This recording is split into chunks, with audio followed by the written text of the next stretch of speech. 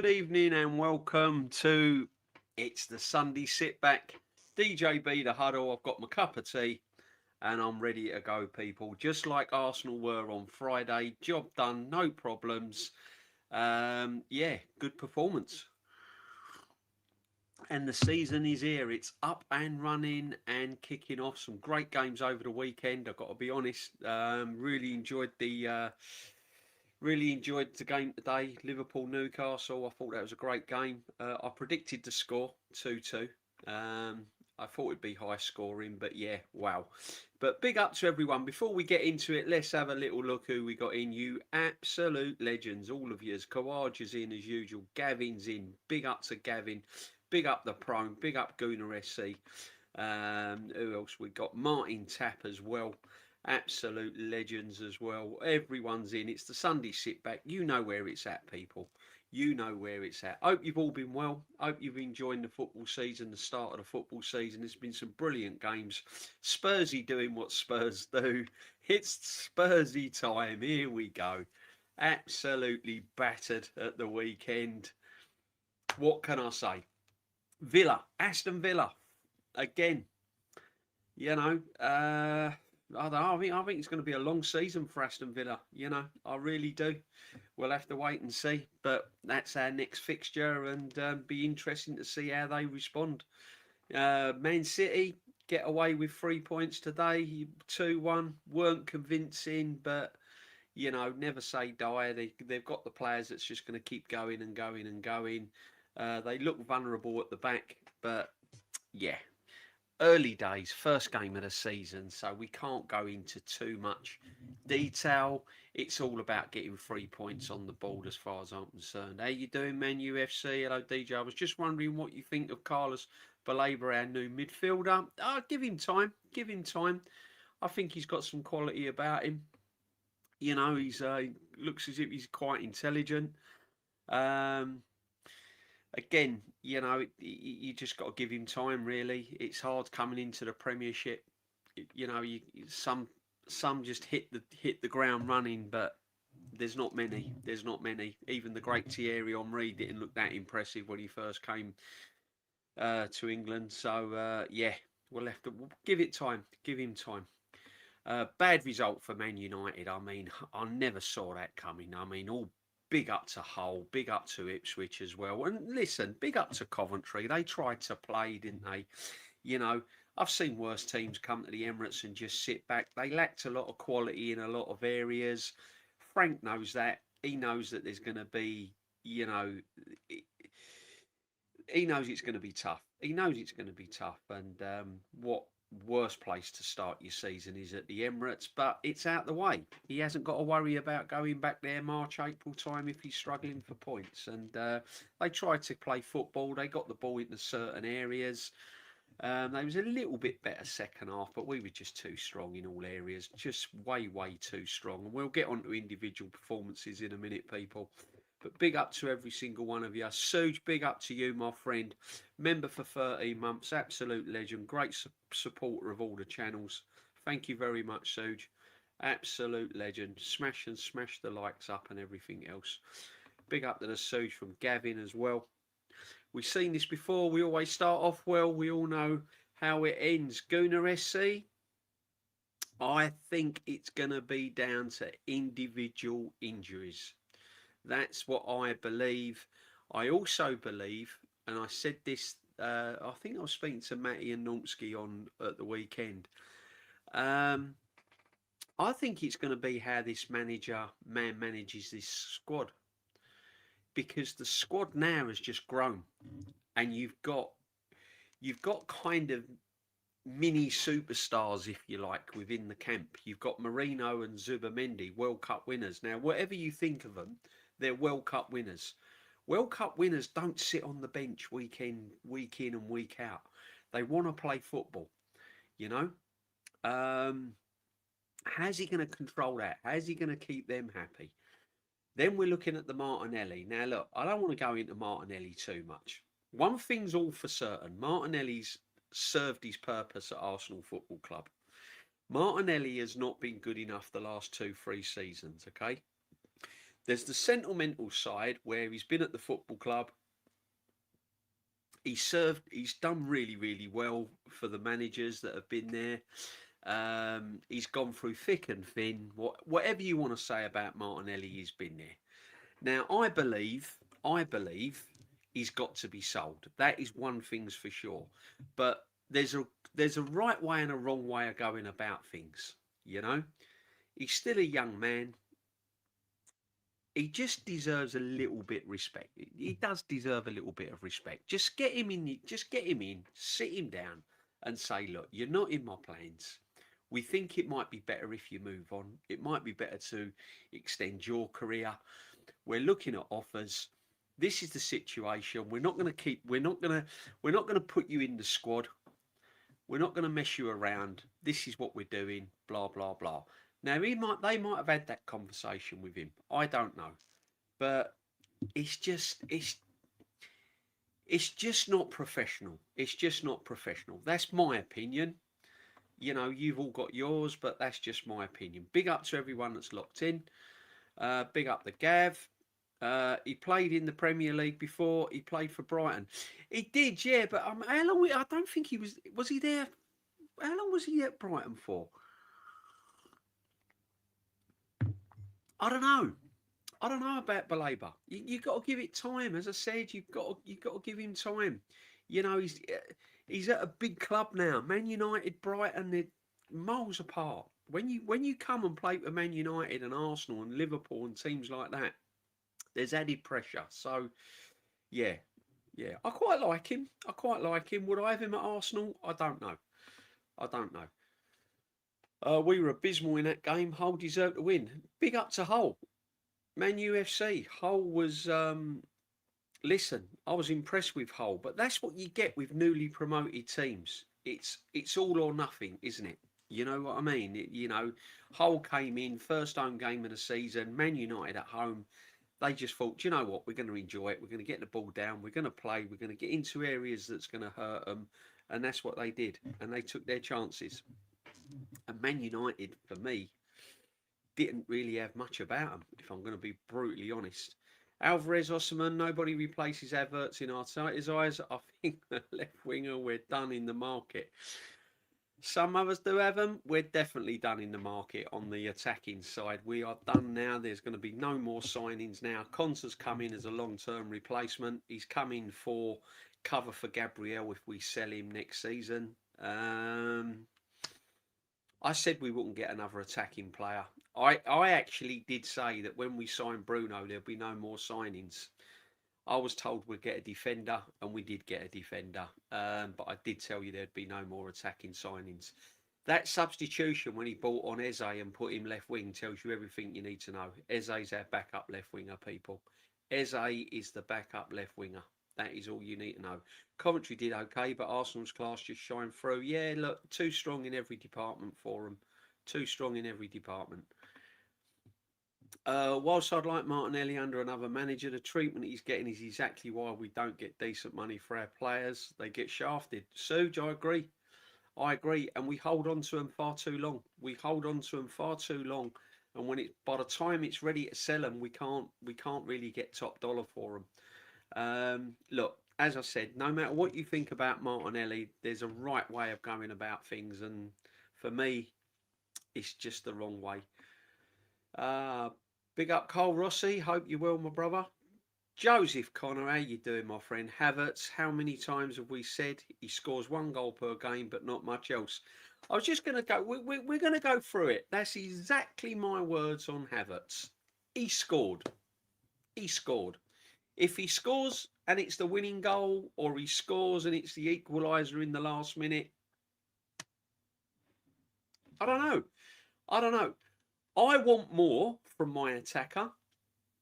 I want all round more from him. But that's what he does. He doesn't do anything for me. He just drifts into these little pockets and these little positions, and he does the odd little flick and then spends half the time on the floor. If that's what you want to pay 280 grand a week for, then so be it. But I'm telling you now, and you can clip this, he ain't scoring more than 15 goals this season. In fact, he ain't even scoring 15 goals this season. Okay, he might get 15 in all comps. He ain't. That's it. So we'll wait and see. We'll wait and see. I know Coventry City weren't doing shit on Friday. No, listen, Kawaja. You know, I thought that I knew we'd win it because I predicted Arsenal would win 2-0. Um, I thought I didn't think it'd be as impressive as that. I've got to be honest. I was quite impressed. It was a bit of a training session, but at the end of the day, you've got to beat what's in front of you, and I was quite impressed, to be honest with you. Great weekend for us. The Spuds, Villa United losing. Villa looked shocking against Brighton. Liverpool got lucky, as they always do. 9 out of 10 times, they always get something, don't they? Come on, you Gunners. Absolutely, Tats. Spot on, my friend. Big up to you. Big up, Aaron. Hope you will. Ian Wright is right. Ian Wright is right. It's the way Arteta's treat him. Yeah, I think he had a point. And a valid point for once, to be honest. He weren't stuck up Arteta's backside, if you pardon the phrase. But yeah, he made it loud and proud. Big up DJB. The rivals are so poor. What has happened to the Premier League? The talent level has fallen off. Cliff, great athletes, but such poor footballers. Tibbsy, yeah, but it's only one game in, so let's not get too out of the seat. It's only one game in for Arsenal, so I'm not judging that yet. So we'll wait and see. I'm going to be looking at teams like Brighton, Brentford, Bournemouth, Leeds. They're the teams I'm looking at. I think they're the teams that are kind of above the curve, if you like.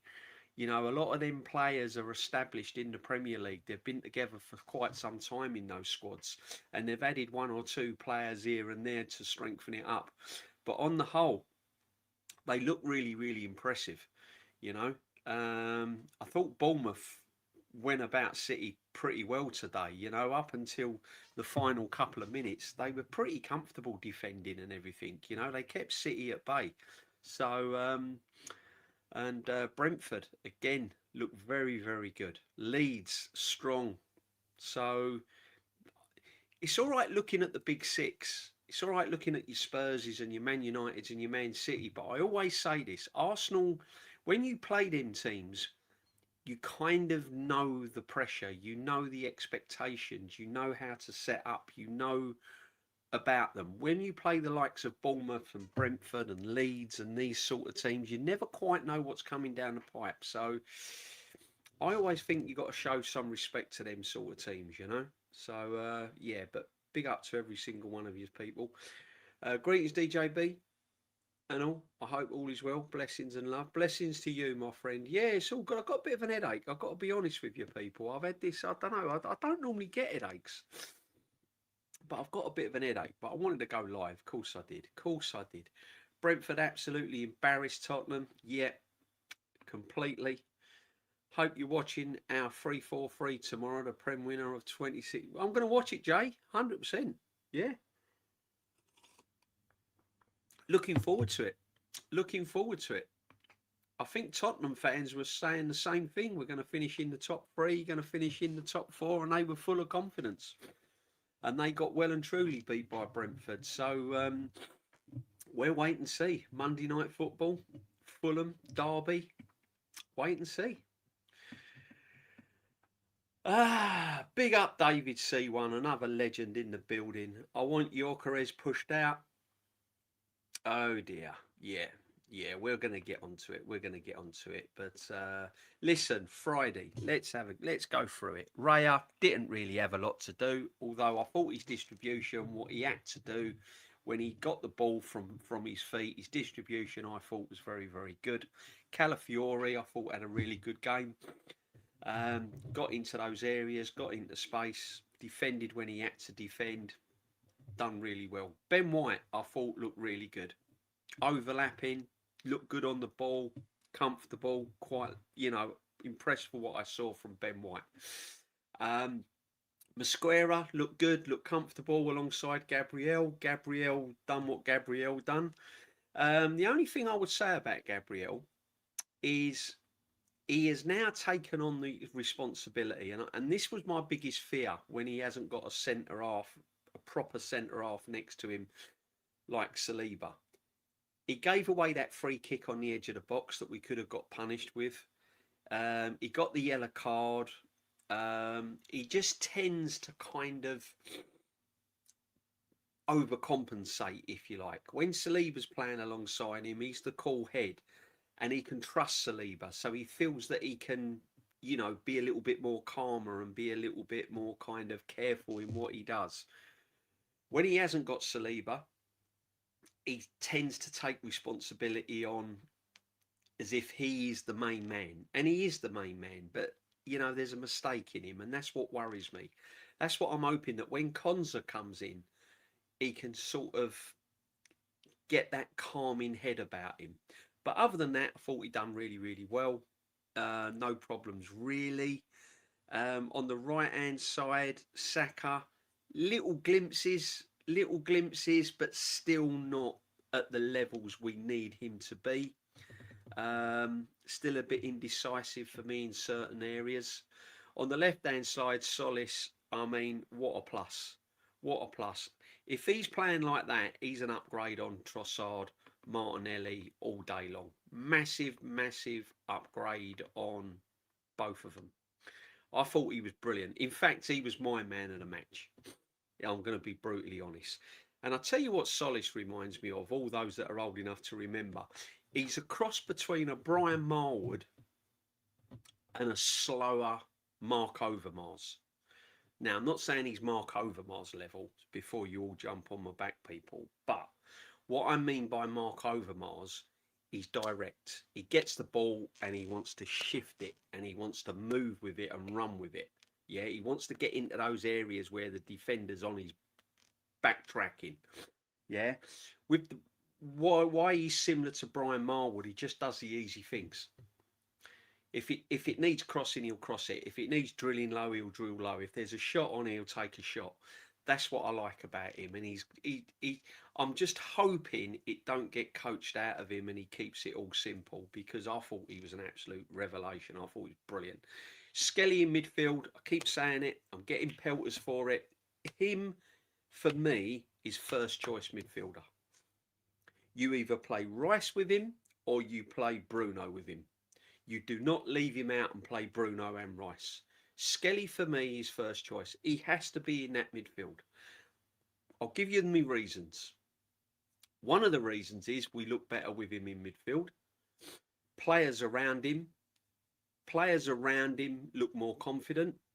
We're more flowing. We've got more tempo about us when he's playing in midfield. He sees a pass, he's good on the ball, he's good in tight areas, and he opens the game up. And that's what you want from a midfielder, right? The donkey work, let the Rices and all of that do all that, yeah? He makes our team better in midfield. We're more creative. Because I'm telling you now, when Bruno's fit, if he brings Bruno in alongside Rice and Odegaard, watch the level of Odegaard drop.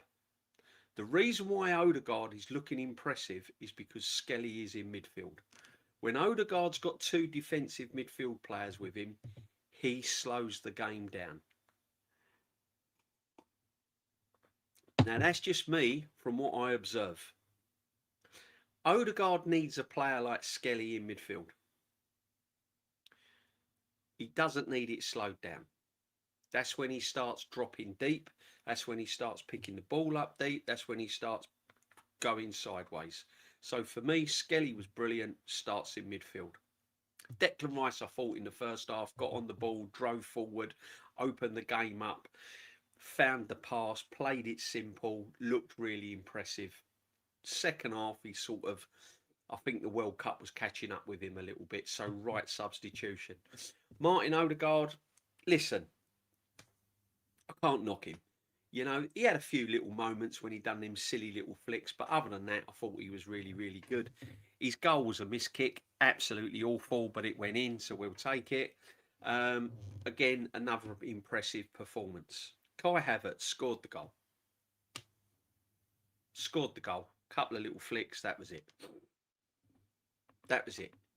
That was it from Kai Havertz. That's all I'm going to give you from Kai Havertz, people. Other than that, don't really see what he brings. Other than he takes up positions that Arteta likes, and this is what I'm saying. Like other big game players, as soon as Tonali has had a bad game at Spurs, he always gets excused. He's not good enough. I think Tonali's okay. It's the Spurs thing that's not okay, I'm afraid. They just go, Omar Mamouche as an average. That's why City are getting rid of him. Yep. I thought Arsenal's best player on Friday was Declan Rice. I agree. I thought he was in the first half. He looked really, really good. Do you think Ezri Konsa come into your first team against Villa? Interesting. Interesting. Again, it's going to be a big call by the manager. How does he look after and manage this squad? Does he take Mosquera out, who hasn't done anything wrong? And does he put Konza in at Villa Park against his old team straight away? Big call. Big call. Hey, big up Static. Can't stay this time, but I'll be watching the replay show later this morning. Have a good show. Big up Static. Absolute legend. Absolute legend. Thanks very much, mate. No problem at all. Lynch is in. Big up the Lynch. Come on, you Gunners. 1 down, 37 to go. Come on. Get in there. The Lynch is in. Big up the Lynch. Good goal by Kai. It was a good finish by Kai. I'm not knocking his finish. I'm just looking at his overall play. But look, if he's gonna play, if he's gonna wander around all game and score goals, I'll take it. If he's gonna finish, if he's gonna get an opportunity and finish, and he's gonna score, then I'll take it all day long. I'll take it all day long. Big up DJ B, the governor in the chat. Big up Jack Swagger, my friend. Hope you're well, my friend. Big up to every single one. You legends. Absolutely every single one of you. Lee G said, Eze Madueke, the worst two. Oh, let's get on to Madueke. I was getting on to the substitutions. The first 11, what we've been through, I thought was good. Was very, very good. I think if you play him against old club, he has the advantage against their attackers because he's played against them in training. Possibly, but it don't always work out that way. A lot of players going into the deep end against their old club for their first game at Villa Park can bring a whole lot of psychological kind of dimension to the game. Yeah. Is he going to be comfortable? Is he going to be comfortable playing against his old club? First game for Arsenal at Villa Park. I don't know if I'd risk it. I don't know if I'd risk it personally. That's me personally. Tzolis man of the match Friday for me, but also missed a good chunk of the second. Listen, I thought Tzolis was brilliant. I thought he was man of the match. Sometimes the only thing is with Tzolis, it's hard to it's not a criticism because it's a football channel and we're talking football. It's not negative. What I feel that with Tzolis though, he gets into situations and he just needs to calm down a little bit. He's 100 mile an hour and he's high tempo, which is brilliant and he's effective. But sometimes he needs to put his foot on the ball and just take that little half a second to have a little look sometimes, and I'm sure he will, and he will get better. But other than that, brilliant. I think Arsenal still have a lot of work to do in the final third. We have high standards, DJB. I agree, David. I agree. There's always plenty of work to do. Hopefully we'll play with that sort of tempo. That's what I want. That's all I've been asking for. And I've been taking a lot of criticism, but all I want is a style of play, especially at the Emirates. Especially at the Emirates. I can handle going away from home and stinking the place out. I can handle that. I don't want to play this free-flowing football away from home in every single game. No, I can handle stinking the place out and getting 3 points. But when we're playing at the Emirates in front of our crowd, who do make a lot of noise now, play with some freedom, play with some, with a swagger about you.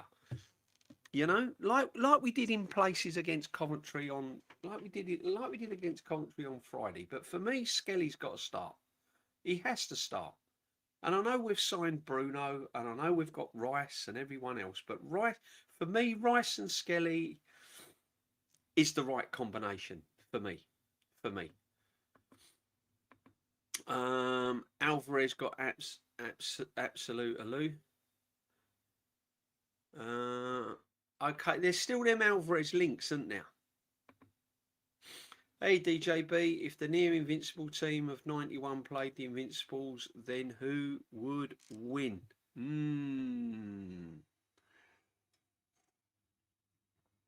Great question, my friend. Great question. If the near invincibles of 91 played the Invincibles, then who would win? That 91 team was solid, wasn't it? Was solid. But the Invincible team. Oh, can I go a draw, Lawrence? Can I go a draw? Have I got to pick a winner? Because you're asking me to pick a winner out of two brilliant teams. And they've both got their own identity and they've both got their own weaknesses and strengths. The 91 was solid, resolute, disciplined. But the Invincible team was like free-flowing, brilliant football, you know.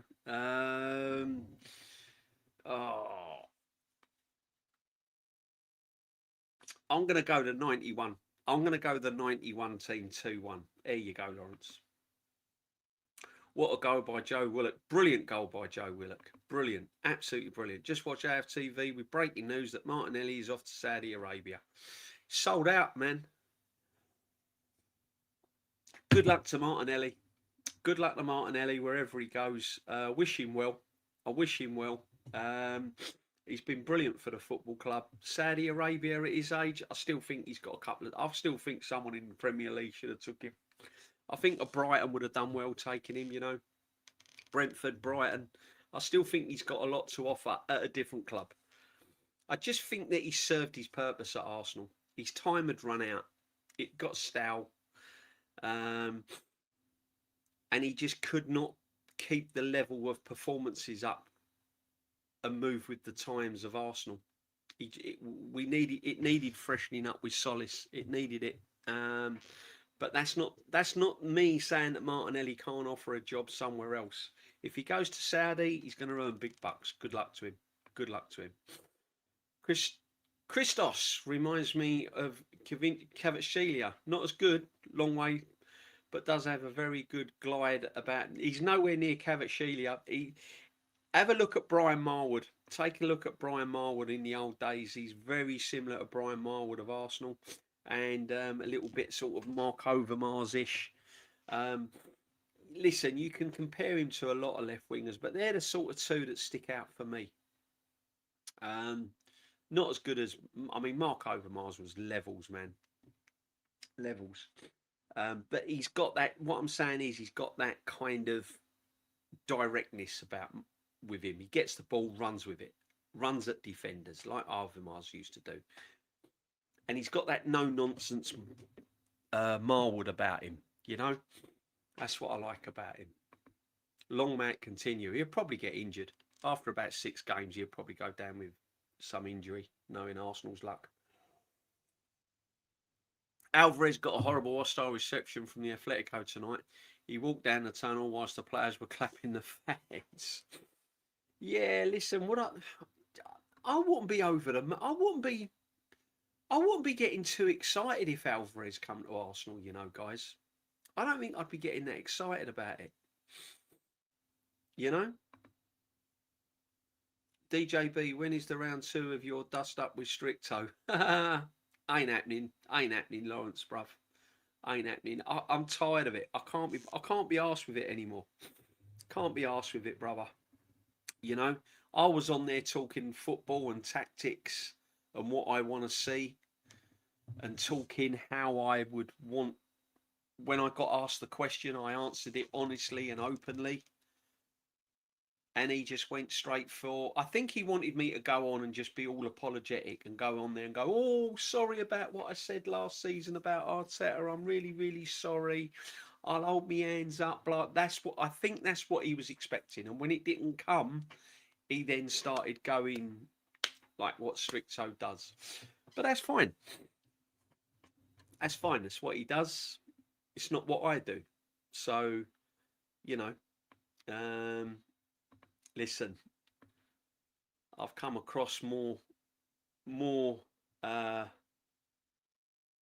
bigger and worse things in my lifetime than that. So it ain't a problem. Lawrence, the Invincibles would win. They had everything. Well. I can't see that Madueke brings what Madueke brings to the. Let's get onto it. Let's get onto the Madueke thing, yeah. I'm going to be brutally honest here, like I've been brutally honest and like I always am. For me, Noni Madueke is not good enough on a regular basis, on any basis, to play for Arsenal Football Club. No one wanted him. He wasn't on everyone's lips when we signed him. No one was going, oh, let's go get that Noni Madueke from Chelsea. He's the one. He'd be the perfect backup for Saka. He's an awful football player. He don't look like a proper football player. He don't run like a player. Look, I'm not... His decision-making is poor. He gets caught in two minds. His dribbling's not brilliant. His passing is not brilliant. His crossing is weak. It's not good enough. He's just a... I cannot believe he gets an England shirt. I can't believe he gets in the England team, let alone the Arsenal team. If you think Madueke is good enough to play week in and week out for Arsenal Football Club and take us to the next level, and I'm talking Champions League, then there is something seriously, seriously wrong. Because no one would batter an eyelid if Madueke got sold. No one would lose sleep if Madueke got sold. They'll all go on about how good Madueke is because he's an Arsenal player and Arteta, you know, it's the Arteta thing again, isn't it? Oh, well, Arteta likes him, so I've got to like him. No, you haven't. No, you haven't. You've just got to look how he plays football. If I'm a coach, if I'm a manager, and we was playing Arsenal and Madueke was on the team sheet, straight away I'd say, don't dive in, stop him from running, jockey him, make him think. Hold him up, stop him in his tracks, make him think. Because as soon as that brother's in two minds, he's lost it. He don't know whether to cross, he don't know whether to pass, he don't know whether to take the player on. That's all you need to do. So predictable, easy to play against. Not a problem. He's just not good enough. He is just not good enough. And I keep saying, not one single Arsenal fan wanted Madueke at the football club when we signed him. Before we signed him, no one was saying, oh, go get Madueke. Like we're saying, like some of us are saying, go sign Alvarez. Go get Vinny Jr. Go get this one. Go get that one. None of us said, go and get Madueke from Chelsea.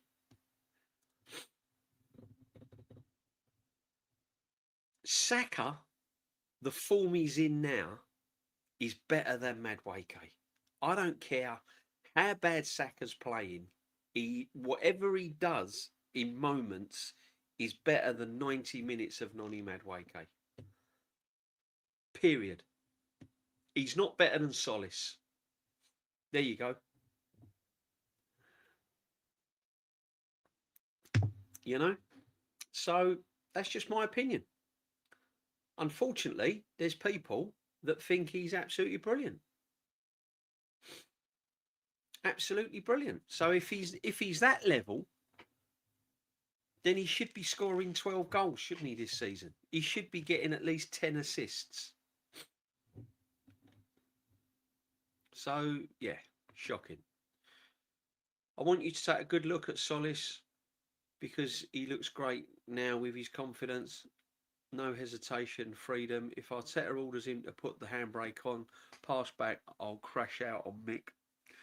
I don't think he's the sort of player that's going to listen to that, David. That's another thing I like about Tzolis as well, my friend.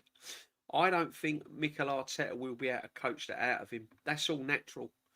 That is what he does. I think he only knows how to play that way, and it's effective. I'm not slagging him off because he only plays that way. What I mean is, I don't think he can play another way. I don't think it's his game. I think if Mikel Arteta tries to coach that out of him, I just think it'd be.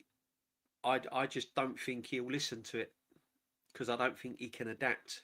Some players can adapt. Some players can play a different type of way where they play defensive and look to pass it back and look to sideways. They can do that. With Tzolis, I don't think he can do that. I'm confused by Arteta. He was ruthless with Ramsdale and Pepe, but not Kepa and Madueke. How many more chances is he giving him? Arsenal Pulse? I really don't know. I don't know. I don't know why he does it with certain players and other players he don't do it with. Another player that's gone, whether you like him, whether you rate him, whether you think he's good, Victor Gyokeres. He's got no future at Arsenal Football Club with this manager. None whatsoever. None whatsoever. This guy, we are 3-0 up against Coventry. He takes off all the players that played in the World Cup. He took off Rice, he took off Saka, he took off Odegaard. He brings on Marino, he brings on Zubamendi. We're 3-0 up. He keeps Havertz on. Victor Gyokeres did not get 5 minutes of football against Coventry. And you are telling me he's got a future at Arsenal Football Club under Mikel Arteta? He hasn't. Let's be brutally honest. We can sit here and go, oh yes, he has. He's a valuable member of the team. All the players have got to prove their worth. He don't need to. He scored 15 Premier League goals. I'm not his biggest fan. I think he's got a lot of weaknesses in his play. I don't think he's very good. In fact, I don't think he's that good. But he scores goals. And if you've got man like Tzolis on the left, and if Saka can get any sort of form, and Odegaard can keep his form, he will score goals. Guaranteed. Yeah, he's got no touch. His anticipation's poor. His hold-up play is pretty poor. He can't pass. He can't. There's a lot of things he can't do, but he knows where the goal is. But he's gone. He's gone. And I'm telling you now, this is why I think the biggest problem for Mikel Arteta this year is not so much style of play. Is managing that squad. That's going to be his biggest problem this season. Man like DJB, big up Jam Boy. Hope you're well, my brother. Jam Boy will be doing some watch-alongs with us. We're going to be doing some watch-alongs, people, this year. Tzolis is not an Alexis Sanchez level, let alone Cavra. No, he's not. Let's keep the feet on the ground. He's a very, very good player. He's effective, and that's all I want from Arsenal players. I know for a fact that every single player that plays for Arsenal is not going to be world class. We can't compare every single player to the greats we've had. You can't compare everyone to Dennis Bergkamp, Liam Brady, Thierry Henry, Radford, all of these men, Frank McClintocks and all of these, right? Legends. You can't. Paul Merson's, Rocastles. You can't, right? All you ever ask for when an Arsenal player plays for Arsenal is to be effective and to be consistent. And if Tzolis is effective in attacking areas, he assists and scores goals. Even if he gets shots off and he makes the keeper save and we get corners from it or whatever, as long as he's effective, consistent, that's all you can ask for as an Arsenal player. Yeah? And then you can make your own little comparisons, can't you? All right? The reason why we like certain players is because they're consistent. And as soon as they drop off, that's when we start questioning them. Saka was consistent. He dropped off. Now we're questioning him. Is he going to reach the heights? Is he going to get his form back? Is he going to be the Saka that we all love and that we see and all that? Yeah? That's all you ask for. What pisses me off about Friday's Arteta not bringing on Gyokeres? Yeah, I've just said it, bruv. It's because he doesn't like him. Isn't it ironic that the players... Listen, and I've got to say it, he didn't want him. He was chasing Šeško for 2 seasons, wanted Šeško. He didn't want Eze. Eze was brought to the club by default because Havertz got a long-term injury. Right?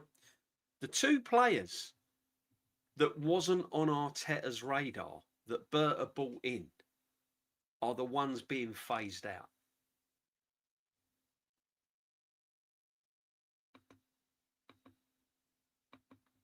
Didn't play in the Champions League. Community Shield. First league game of the season. Brings on Eze, puts him out on the left wing. Man like Eze going to be happy with that? No. No. Gyokeres' time at Arsenal is up. No minutes versus Coventry. Pity minutes versus Community Shield.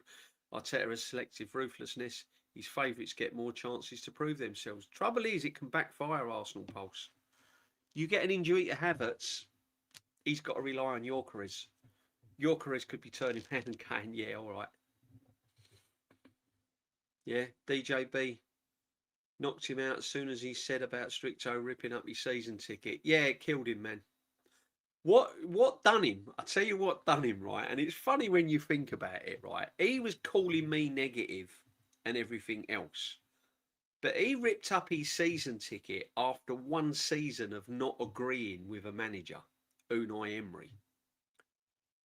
I haven't agreed with this manager for 7 seasons, and I've still got it. I say no more. Anthony Gordon with 2 assists in 6 minutes for Barcelona. I think he's going to be all right, Anthony Gordon. I quite like him. I'd have liked him as a... Now, him at left midfield with man like Tzolis. Now you're talking really strong. Madueke Saka? Yeah. You know what I mean? It's... You know, it's like having a moped as your backup to a Ford Mustang, isn't it? Yeah. Tzolis and Anthony Gordon on the left. You ain't going to lose sleep over it, people, are you? You ain't going to be losing. He has to be sold in January, but he ain't going to. He'd rather get... See, this is what annoys me with a manager. He'd rather mess the likes of Gyokeres and Eze around, Dowman, Wanyeri, and keep Madueke. It just doesn't make sense to me. Should have sold Madueke, even Martinelli better than him, Ethan is big. Yeah, exactly. This is what I don't get. Noni to Charlton. Noni to West Ham. Send him to West Ham. That'd be all right. We don't want him. 55 mil. That's without his wages. You add up his wage bill as well. It's millions. Madueke is the worst player I've ever seen at the Arsenal. Horrible player. He's terrible. He's terrible. Look, I'm not here. I'm not going to knock him personally. It's not what I do. It's a football channel. I'm not going to get personal. I'm just looking at the way he plays football. He's easy to play against. He doesn't cause problems to to any defender. Watch. Putting my conspiracy tinfoil hat on, I reckon Alvarez will join us only for Arteta to sell him to Barca in exchange for Rafinha, who can play on the left. Shades of Clive Allen Kenny. Yeah. Yeah, I see. Already you just sending the wrong message out to Gyokeres, isn't you? I said at the start of the season, all these links with all these strikers, straight away Gyokeres knew as soon as he walked into pre-season training, he knew he wasn't welcome. He knew he wasn't welcome. Yeah, it was like the ex-boyfriend turning up at his ex-girlfriend's wedding. Do you know what I mean? She's marrying your best mate, and he rocks up. That's Gyokeres walks into the training ground, and you just know he's not welcome. He's walking around, he's going like, well, what am I doing here? How is he going to manage this squad? That's going to be his biggest problem. I think he got who asked the question? Was it Carragher? I can't remember. I'd have to watch the playback, right? But apparently someone asked him a question about, you bought on Marino and blah blah blah. How are you going to manage the squad and everything else? That is going to be a major problem for Mikel Arteta, because players like Marino, Zubimendi, Gyokeres, Eze, all of these players, they're not going to be happy sitting on the bench and just getting little drip-fed minutes here, minutes there, minutes here, minutes there, when it's safe to do so. They're going to want to start. They're going to want to be involved. Right? Now, no matter how much experience Mikel Arteta's had, because he's an experienced manager now, one of the things that he's not come across is having the squad like Arsenal and having to keep players happy of that calibre. He's never had to do it. Marino's done it at Chelsea. Pep's done it at City with the Rodris and all of these men. Conte's done. Everyone's done it. Mikel Arteta's not really experienced that. And that could be a new thing that he's got to try and navigate through. Now, he's ruthless. He's stubborn. He's obnoxious. He's all of these things. Perhaps that's why a lot of people like him as a manager of the football club. But when you're having to sort of not play Marino or not play Zubimendi and not play Gyokeres and not play Eze, and they're watching players like Madueke coming on,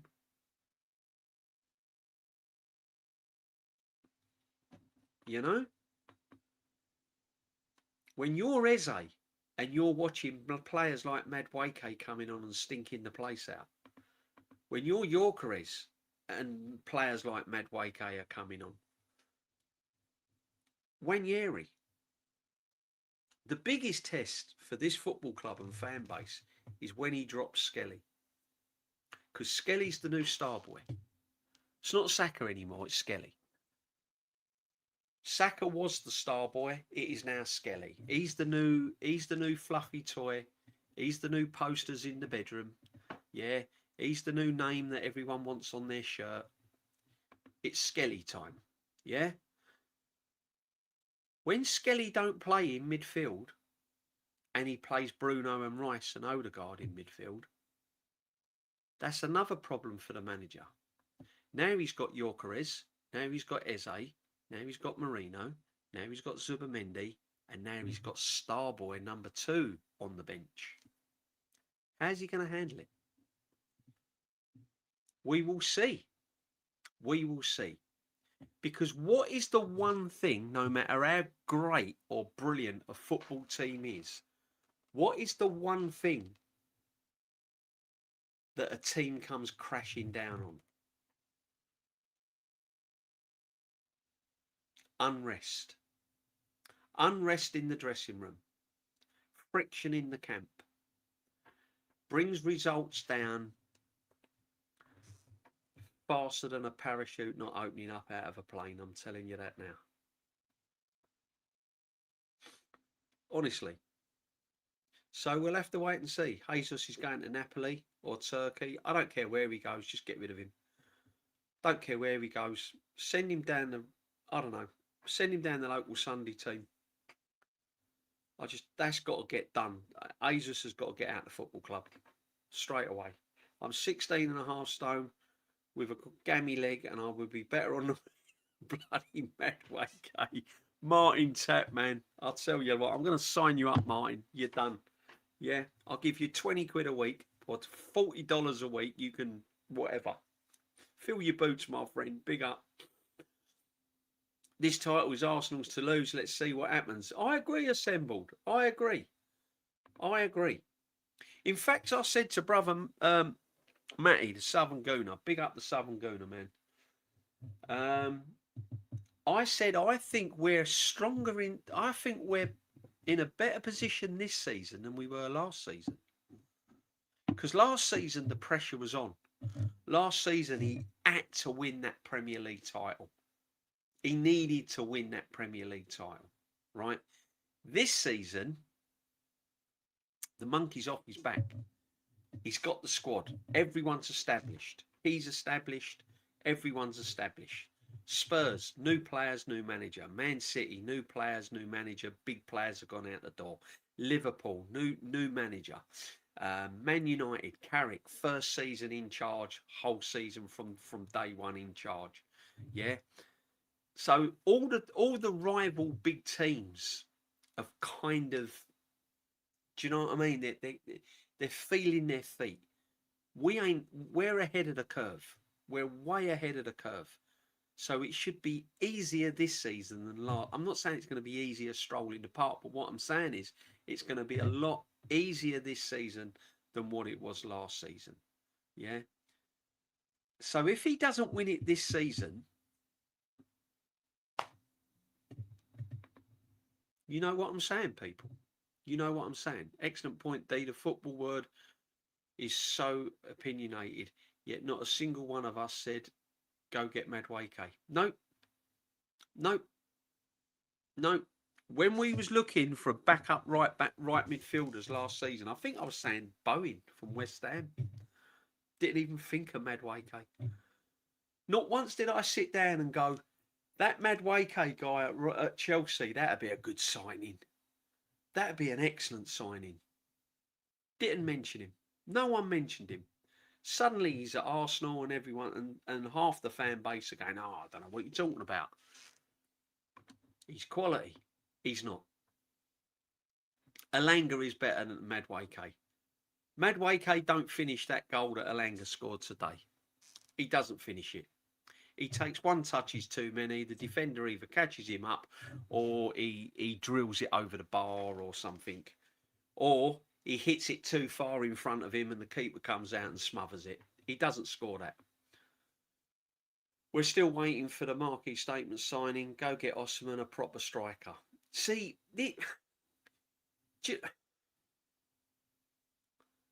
right, Arsenal Pulse, right?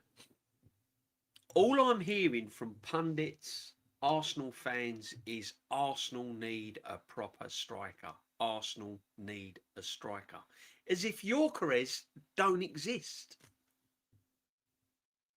He don't exist. The man got 50. As I said, me, Kenny Ken are not the biggest fans of Gyokeres. We've taken pelters the way we've spoken about this striker. But he got 15 Premier League goals. He scored 20 odd goals in all comps. And yet we're waxing lyricals over Alvarez that scored 5 goals last season. We've got a striker. Why is the blame on Gyokeres? Why ain't the manager getting the best out of the striker? Lacazette fouled under the manager. Eddie Nketiah fouled under this manager. Aubameyang, he bombed out. Second season in. Couldn't get a tune out of him. Got rid of him. Problem. Other personal things. But anyway, we all know where we're coming from. Pepe on the right. Couldn't get a tune out of him. Yeah? The list goes on. Now we've got another forward at the football club that everyone wanted last season. Yeah? And he was on everyone's lips last season. Go get that Gyokeres. Go get that Gyokeres. Don't get me Sesko. I want Gyokeres. Go get me Gyokeres. When we got Gyokeres, we were seeing all of this, weren't we? I want to see all this around the Emirates. All of this, Victor that. Now, go get me a proper striker. We've got a striker. We just need the manager to get the best out of him. We need the manager to make sure that this guy is scoring goals for Arsenal Football Club. And as soon as he can't get the best out of him, or he don't fit the way he plays, it's like, get rid of him. Let's have another striker. Get rid of him. We need a proper striker. I was hearing Cascarino. Oh, if Arsenal had a proper striker, we've got one. He scored 97 goals.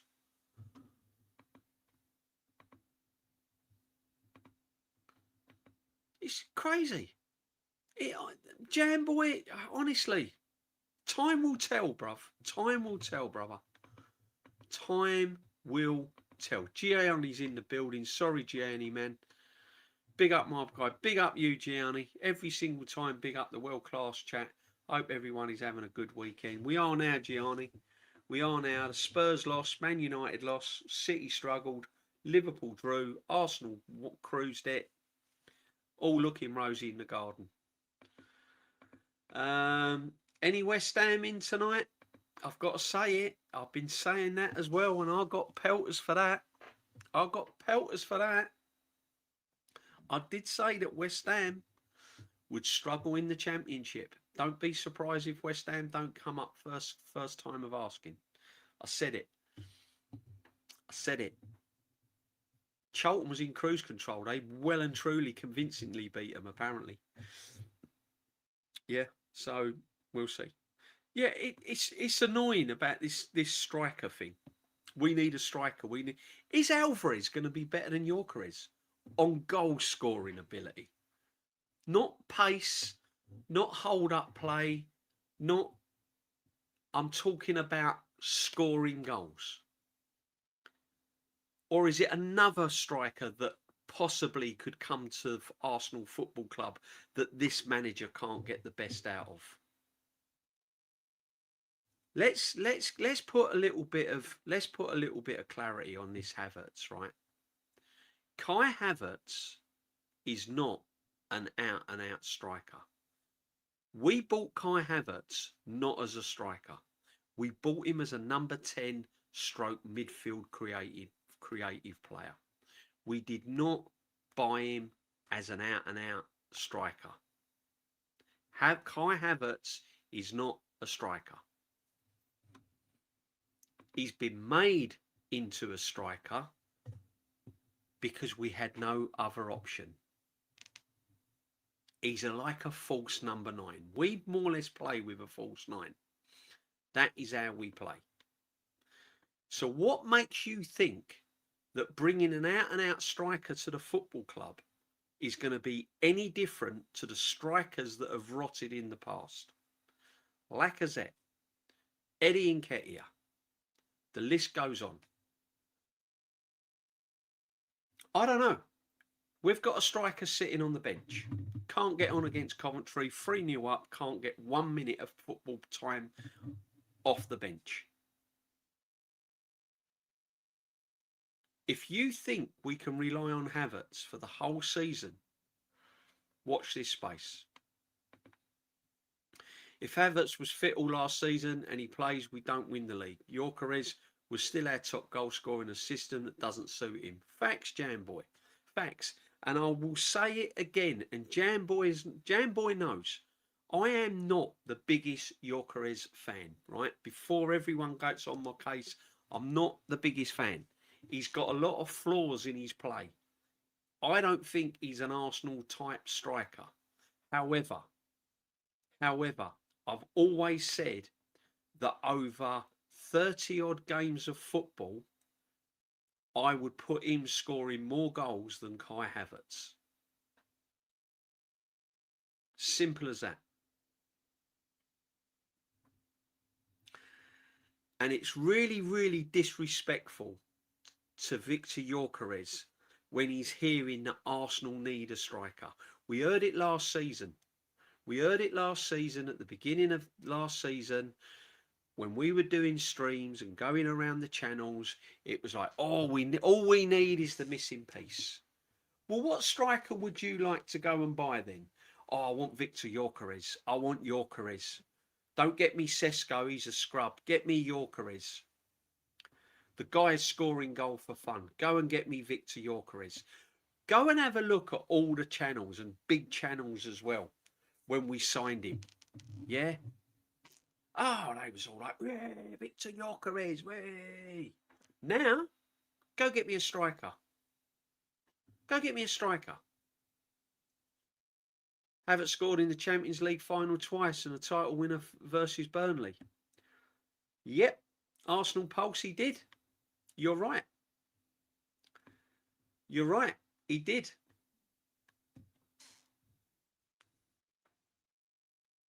And Gyokeres also scored 15 goals. And if he hadn't scored them 15 goals, that goal that Havertz scored against Burnley wouldn't have meant nothing, would it? So, I don't know. The goal in the Champions League meant nothing. We didn't win it. No. Absolutely. Look. As I said, if Havertz can score goals, I'll take it. If my striker at Arsenal, I want a minimum of 20 goals a season. Minimum. In the Premier League. That's 20 in the Premier League. That is the sort of golden kind of number in it for a striker. 20 league goals. Whether it's from a penalty spot, whatever. 20 is the magic number. If you've got a striker scoring you 20 league goals, you're going to be up there or thereabouts, right? Yeah? It's pure and simple. Now, if Havertz and Gyokeres did not play for Arsenal and they played for Liverpool, say, under Areola, right? Let's say Liverpool. And I said to you, there's £1,000, $1,000, whatever you want to call it, you've got to pick one player to score 20 goals this season for Liverpool. Are you right? You got Kai Havertz, Victor Gyokeres. Take your Arsenal hat off. Take all the players. Ignore it. Just look at them on a football sense as a striker. Who are you putting that $1,000 or £1,000 on to score 20 goals? I know who I'm putting it on, and it ain't Kai Havertz. That's all I'm saying. And yet, we need a striker. Honestly, man. Where is Havertz's manipulation of space in the most games? Laugh out loud. Aston Villa got pumped by Brighton. We will win there comfortably at Villa Park. Emery sold his best players. Don't take 2 games as a given. Don't take 2. Listen, this is where a lot of football fans and Arsenal fans go wrong.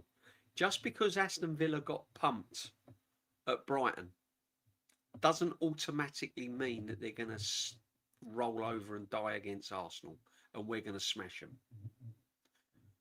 Looking at the 2 games, obviously you'd think, yeah, Arsenal are going to go there and do a job on them. They're crap. However, he's a very, very experienced manager, is Unai Emery. Yeah? Aston Villa know the champions are coming to Villa Park. It's Aston Villa's first home game of the season. First home game of the season, and they've got Arsenal coming, rocking up there. Yeah? Unai Emery's old club that treated him like crap. You think they're going to roll over and just let Arsenal play? It ain't happening. It ain't happening.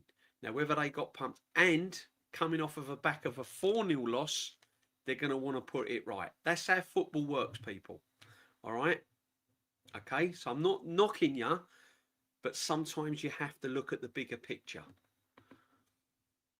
Big up the Hitch profile pic. Big up to every single one locked in. 156 in the building, people. Come on, smash a like, please. Let's go. And if you've come across the channel for the first time and you're wondering what it is, it's the Sunday sit back. It's the Arsenal huddle. This is what we do. We get a cup of tea and a coffee. We have a little sit back and we talk football. That's what we do. We talk football. No swearing, nothing personal, people. Everyone's got an opinion. Respect one another's opinions, whether you agree with it or not. That's what football's all about. Was it a penalty? Wasn't it a penalty? Yes, it was. No, it weren't. That's what it's about. Big up, Manish. The reason why guys like Havertz and Madueke will play for this club is because they were Arteta's signings. He'll do all that's might to keep them, secure them. He's the biggest hypocrite. I agree at some point. And a lot of fans want these players to do extra specially well, don't they? Because they know the manager likes them. And as soon as the manager really likes them and puts faith in them, the fans then go, oh, I want them to do magical stuff. I do for Arsenal Football Club. But then you've got to look at the facts. Madueke is not good enough. Simple as that.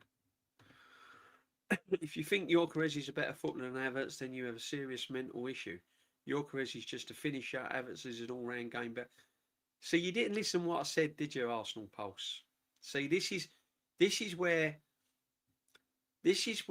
a lot of fans go wrong, with respect, right? They only listen to what they want to listen to. I said right at the beginning of the debate, and anyone else can correct me in the chat, and I even mentioned Kenny Ken as well. Bless up, Kenny Ken. I said that before everyone gets on my back, I'm not the Gyokeres biggest fan. Me and Kenny Ken has taken pelters over Gyokeres. Okay? I also said the reasons why. I said his hold-up play is not very good. His anticipation play is not very good. His passing, his first touch is not very good. I said that. But I did say he scores goals. Now, if you look at his goal scoring record, that cannot be denied. That's facts. Havertz is technically a better player than Gyokeres, but he's also lazy. And he also spends a lot of time on his backside. They're facts. I go to the Emirates and watch it with my eyes. Okay? So I'm not saying that Havertz is not technically better. He is technically better. But over 38 games, I'm willing to bet you, pound for pound, Gyokeres will score more goals. I hope I'm clear, Arsenal Pulse. If I'm not, then I'll repeat it again, or someone can in the chat. Havertz is technically better footballer than Gyokeres, but a goal scorer, no chance. Exactly. Look at the records. Just don't take our word for it. Just go and have a look. You haven't got to take my word for it. We got 89 points with Havertz up top. I know we didn't win shit, but we played fantastic football with him up top and false nine. Last season was a nightmare. We also had Havertz as our first choice striker since he's been at the club, and we won nothing. And Odegaard as well. We had Odegaard and Havertz. 22-20. Yeah, we played some great football. Can't deny that. We did play some good football. And he does bring something else to the team. Of course he does. Havertz does. Yeah. Arteta likes him. But all I'm saying is, look, all I'm saying is, right, is there is a serious problem the way Gyokeres has been completely thrown in the bin. People talk as if we haven't got a striker at the football club. They talk as if we've got no one. All we need is a striker. We've got a striker. Look at the manager's records with strikers. Jesus. How did he do with him?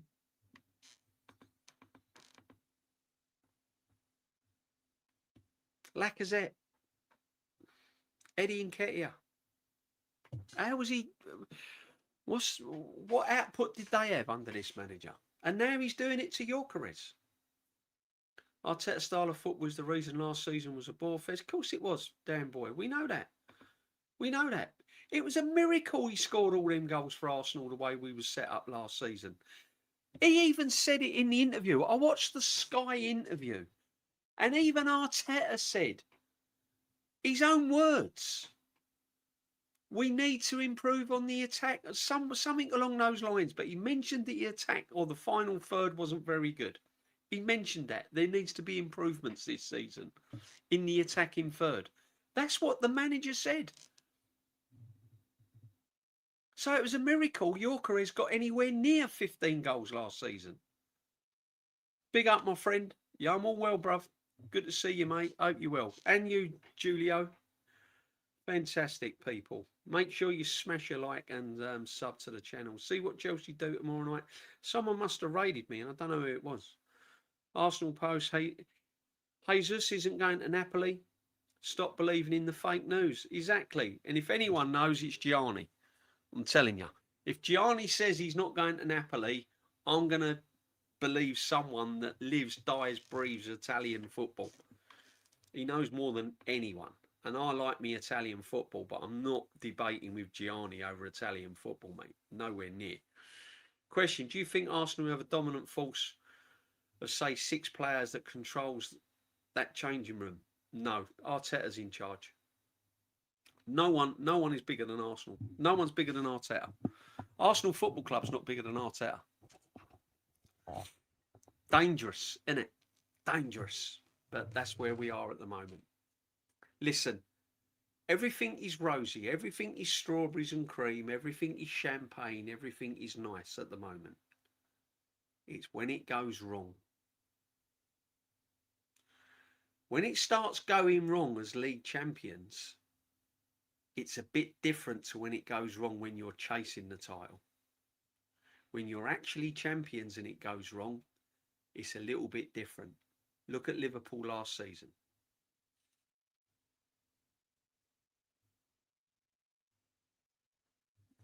No, 6 players don't change. But what I'm saying is,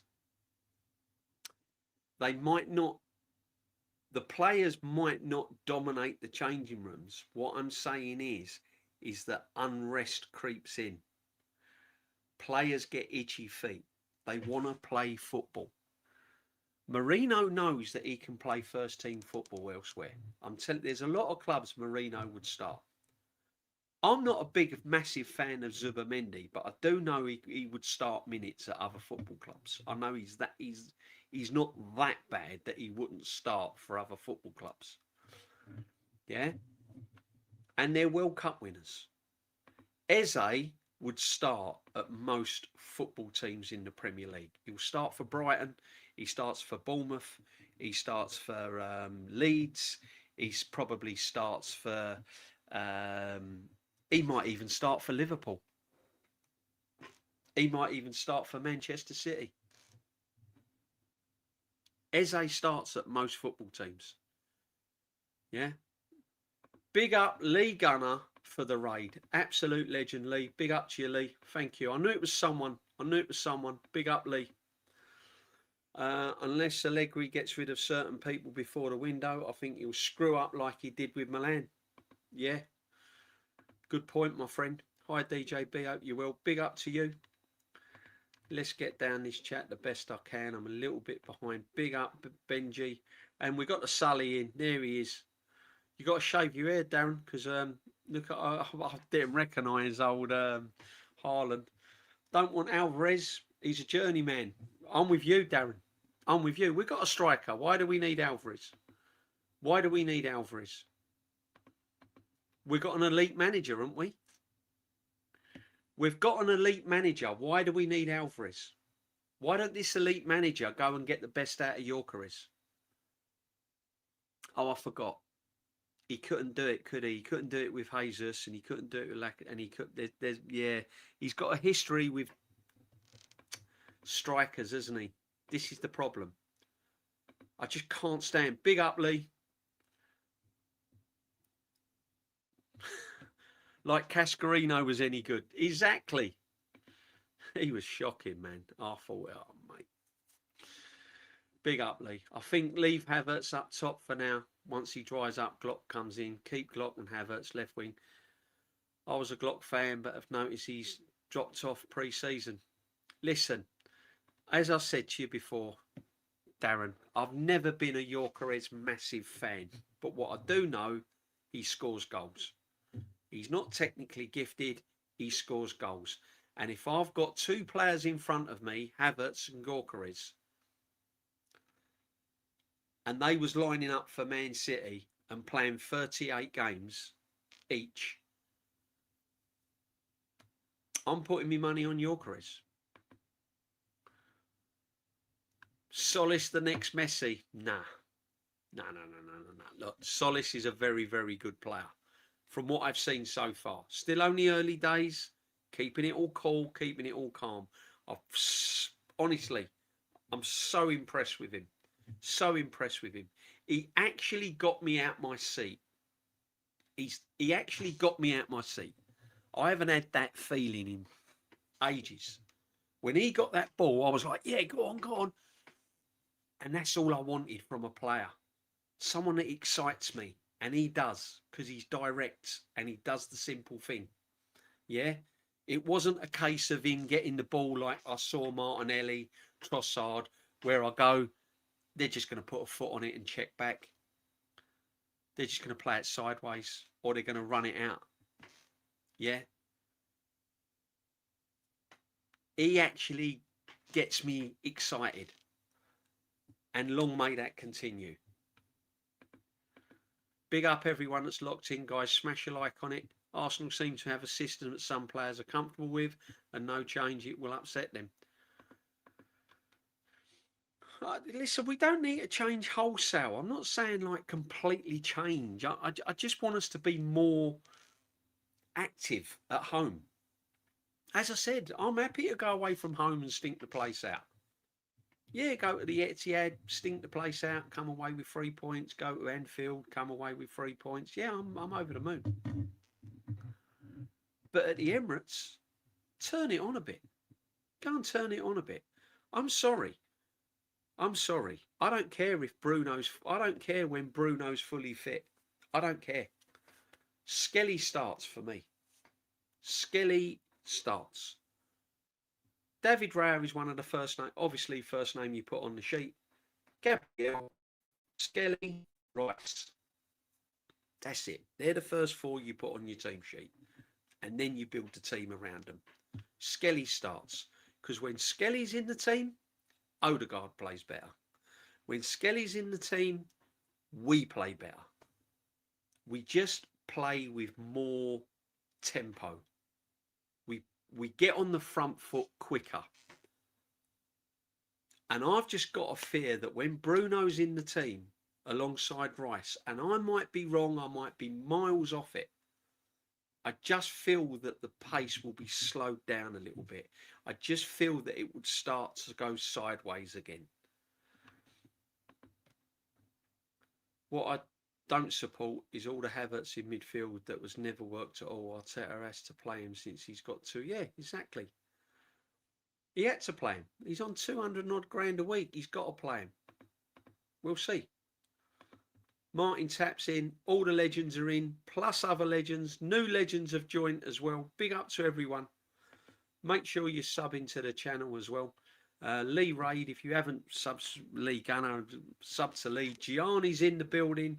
Go and sub to Gianni. Absolute legend. Knows his stuff, man. Make sure you go and give Gianni a shout as well. Havertz was bought as a Xhaka replacement and was woeful. Facts, Jamboy. Alvarez scored 8 goals in 29 games. In fact, he only scored 5 games. Don't want him. Said it earlier in the stream. Said it earlier in the stream. Yeah, but we need a striker. Again, we've come round in full circle, haven't we? Last summer, oh, we just need the missing piece. We just need a striker. We get Gyokeres, everyone's giving it all this. Now, we want Alvarez with them stats. I don't want Alvarez. We've got a striker. We just need Arteta to get the best out of him. That's all we need. It's what you pay a manager for.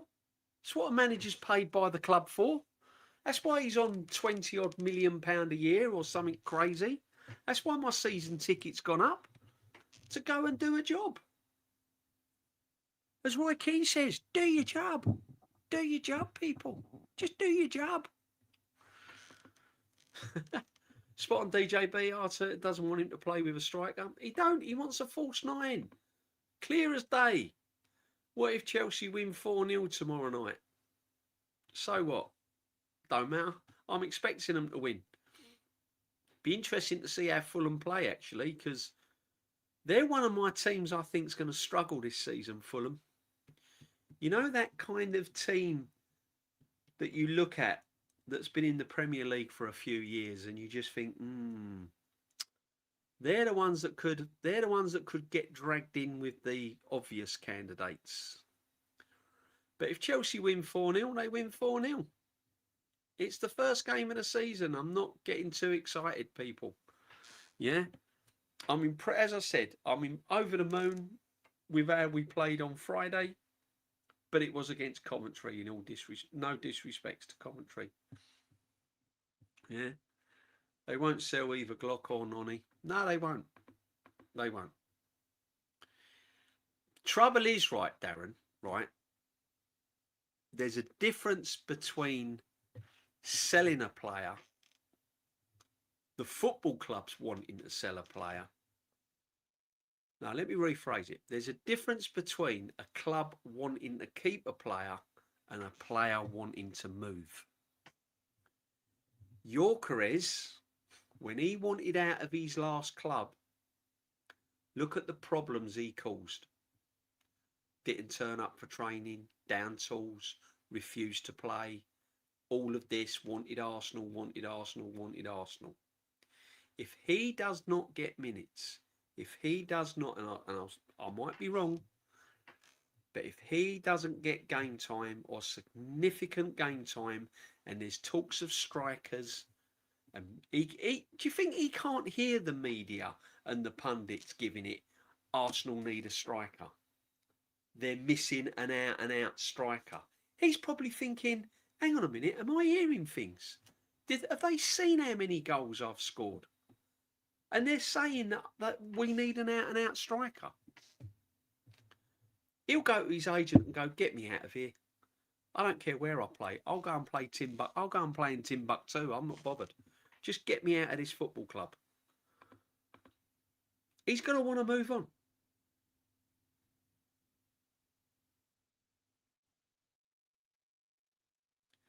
Yeah, listen, current form, he's going to stick with Havertz. But what have you seen in current form, Darren? Because he hasn't played Gyokeres, has he? He hasn't started Gyokeres. So, I don't know. I understand that some have liked Gyokeres that much. I get it. But a glazed Havertz over him for the birds. Listen, it's not about who you like best, right? It's not about who you like best, whether you like Havertz or whether you like Gyokeres. You both want them to do well for the football club. It's not about that. It's about who you're going to trust over the course of a season to get the goals. What I'm trying to say on this stream, people, right, is not whether I prefer Havertz or Gyokeres. You all know what I think about Gyokeres. He's a goal scorer, that's it. Havertz brings more. He's a bit technically gifted. He takes up positions that Arteta likes, right? The biggest problem I've got is the way Gyokeres has been pushed aside as if he doesn't exist. When you're hearing like, we need a striker, if only Arsenal had a striker. Imagine how good they would be if they had an out and out striker. As if he's not there. As if he's not there. That's the disrespect I don't like. The manager should be coming out and saying, I've got a striker. I've got my man. He's got to take his chances. And then when he does play, get the best out of him. Give him some confidence. Instead of all this talk about Alvarez and we need this and we need that. If I'm Gyokeres, I'm leaving. The disrespect is crazy. Exactly. Exactly. Big up E20 Zone, man. Make sure you go and have a... Listen, I know you're all Arsenal fans, right? I know you're all Arsenal fans and whatever, right? Some of you are not Arsenal fans in the chat. I get that, okay? But I'm telling you now, if ever Arsenal are not playing and you want to watch along to watch, go and watch this guy here do his watch alongs with West Ham. It's the most natural kind of watch along that you'll ever see. All right, big up, James. I'm feeling your pain, bro. Listen, you know my feelings for West Ham. I've got a soft spot for West Ham United. Not when they play Arsenal, obviously, but I did say at the start of the season, when a lot of your fan base was saying we're going to piss the league, we're going to walk it, I said don't be surprised if West Ham don't get out of that division this season. I'm worried. I'm worried for you, James. I've got to be honest. I hope I'm wrong, but I'm worried. I'm worried for you. Because you're all relying on Jared Bowen, and Jared Bowen is nowhere near the player that he was. Yeah, I mean, Charlton, really, they were worthy winners. Worthy winners. Never really looked as if they were going to lose that. In fact, they were. And you got what? I think you got Southampton in the cup, and then you got Watford, didn't you? Yeah. So away as well. So. Yeah, worrying times. But go follow James. Big up, James. Lovely to see you, bruv. I wish I could say different, but Glock is looking lazy at the moment and Dortmund friendly. He was looking for free kicks all the time. I agree, Darren. He's not looked good. Listen, I'm not his biggest fan. You know? There was part of me thinking, is he going to fit the Arsenal way? I know he's scored loads of goals, but is he going to fit the system? And I said that the manager would have to change the way he plays for Gyokeres to be the striker we want him to be. And the manager won't do that. And now it's showing. Now we're seeing what it's done to Gyokeres. I just feel that he can play a major part in this football team. You know, he's not a total scrub, if you know what I mean. He can score goals. And another thing you've got to ask yourself is, can Havertz stay fit for 30-odd games or 20-odd games? Can Havertz stay fit? This is the problem. He should put Ethan Nwaneri as striker. He's another one. Let's get on to Ethan. He's gone as well. Ethan Nwaneri. James is in the chat. Why don't West Ham go and get Ethan Nwaneri? I'm telling you now. You get Ethan Nwaneri, Max Dowman on loan, James. You're. I'm telling you now, you're coming into the Premier League. Seriously, go and get him. Go and get Max Dowman on loan, and go and get Ethan Nwaneri. You're asking for too much. Apart from Haaland, who scored 20 goals, why am I asking for too much? Standards, people. Standards. Standards. Look at Thierry Henry's. Look at Bergkamp. Frank Stapleton's. Ian Rush. Mark Hughes. Andy Cole. Dwight York. Michael Owen. Come on. Why can't I ask for 20 goals from a goal scorer? Why not?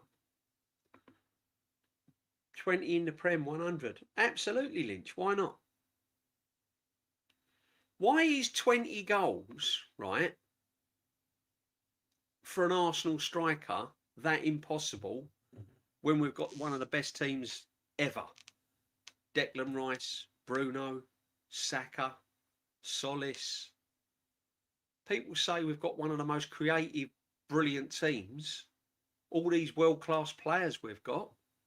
If you've got all those world-class players in the starting 11, why can't your striker score 20 goals? I know why. We know why.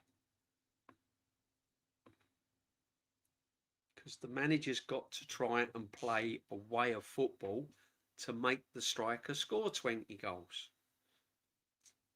Why is that Gyokeres, when he plays for Sweden, scores goals for fun, but in Arsenal he struggles? There you go. Rest my case, bruv. Rest my case. Can't keep going on about it all the time.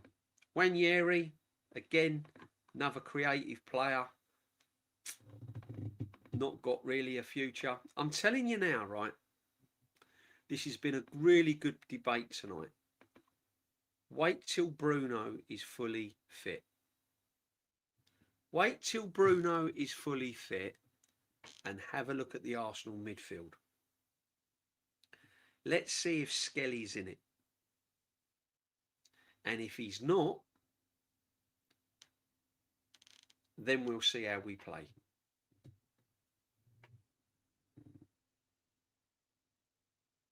If you're the finished article, go and win the Champions League. I'm with you, Paul. I'm with you. I'm with you. I think we should really be looking at winning that Champions League this season. I know the Premiership, and we want to retain it, create history. We haven't done it since, what, 1935, whatever. I get that. Go and win the Champions League. Go and win the Champions League. If we sell Martinelli and don't bring in anyone, then the club have weakened under this transfer window. Good point. Good point. As much as people think that Martinelli's fallen off of a cliff and he's not good enough, or he's out of form and it's time to move on, it does make us a little bit weaker on that left-hand side. But don't worry. We have Eze to come in on the left. That's what we bought Eze for, wasn't it? A left winger. Do you remember? He was the creative spark. He was the one that was going to release the beast and set us on our way. Eze was going to be the creativity in the team. He's going to be bombed out on the left. He's a backup left midfielder, Eze. He's gone from a massive big parade on the opening game of the season last season, the creative spark, to end up surplus to requirements on the left-hand side, where he doesn't like playing and he's ineffective. Welcome, Eze, to Arsenal Football Club.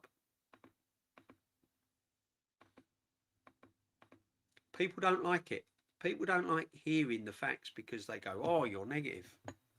I'm not negative, it's factual. Eze was brought to the football club because everyone was slagging off Odegaard and he ain't good enough and this and this. And we need Eze. We need Eze in the starting 11 because Eze's the creative spark. Eze's this, Eze's that. No, he's not. He's a backup left winger. That's it. Done. There's your Eze. Yep, it doesn't matter what happened to Villa today. Matter of fact, I'm predicting a 3-0 to Villa. Big up to you, my friend. That's your opinion. Big up the PFC he's in. Darren, I don't think you can blame systems with Glock. If he wasn't that good, he would be self-generating. He's had a lack of service, granted, but I don't see him bullying defences here like he used to abroad. Darren, I agree. Listen, I agree with all that. But do you see Havertz bullying defences? Are you going to get a bullying defensive out of Havertz? Because I've never seen Havertz bully anyone. He ain't even bullied a ball boy. I just don't see it, my friend. I'm sorry. I don't see it. I see Havertz take up positions. I see Havertz with a better brain, a better footballing brain, if you like. but I don't see Havertz as this burly centre forward scoring goals for fun. I don't see it. I can see Havertz missing more chances than he scores. Although he took his goal brilliantly on Friday. Brilliantly.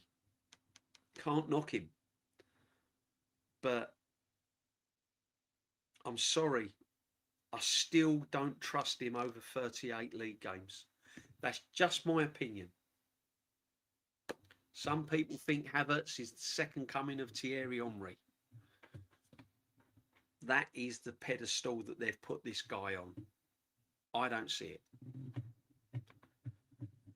Gyokeres suits a counter-attacking team. We don't play counter-attacking football. We play possession-based football. Hence why players like Martinelli also struggle in this system. Martinelli is just not kicked on. Is Saka kicking on under this manager? There's a question. Right? Has Saka kicked on levels under this football manager?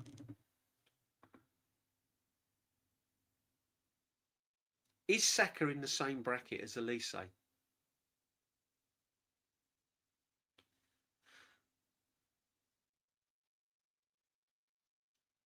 Madrid fans saying Arsenal dodged a bullet with Vinicius Jr. There we go. Because we didn't get him and it was all pie in the sky and it was all make-believe anyway. Now he's a scrub. Vinicius Jr. is a very, very good player. I'm not getting into that debate. Portuguese league, even Gabriel Jesus can score 30 goals there. Oh, okay. So why has a Portuguese team won the Champions League and Arsenal's never won it then? Why has Portugal won the European Cup and England have never won it? Just saying.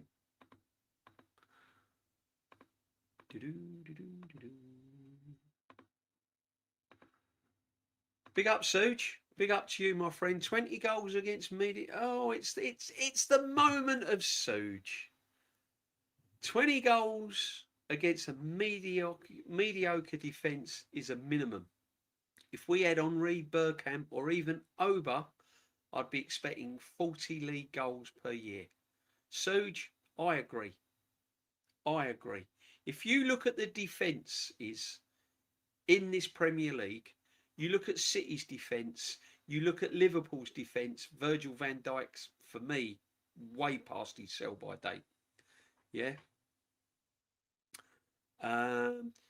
You look at all the defences in the Premier League, and you're telling me an out-and-out striker with the squad Arsenal's got can't score 20 goals in a Premier League season?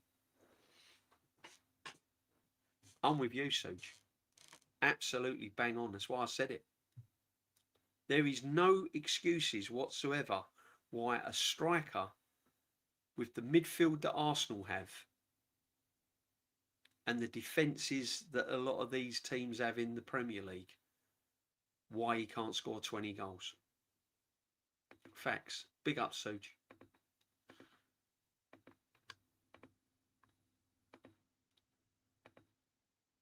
I think Havertz is not static as he used to be.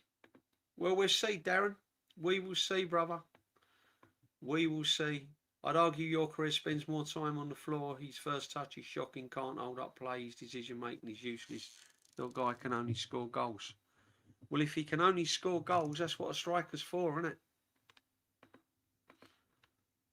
I'll be happy if he only scores goals.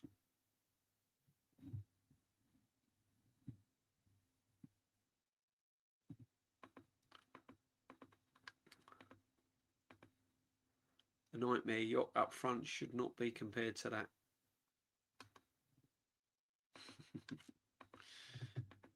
Oh dear. Chelsea will win the league if Arsenal don't sign a quality left winger. I'm not so sure.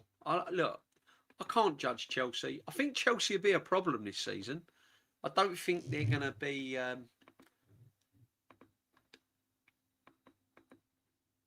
I mean, look, can Chelsea win the league? Of course Chelsea can win the league. They've spent millions and millions of pounds. They've got a good manager. Of course they can win the league. Can City win the league? Of course they can. They've got good quality players. Anyone can win the league.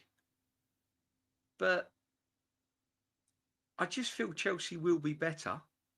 I don't think when they come to the Emirates early in the season, they're going to be like they were last year.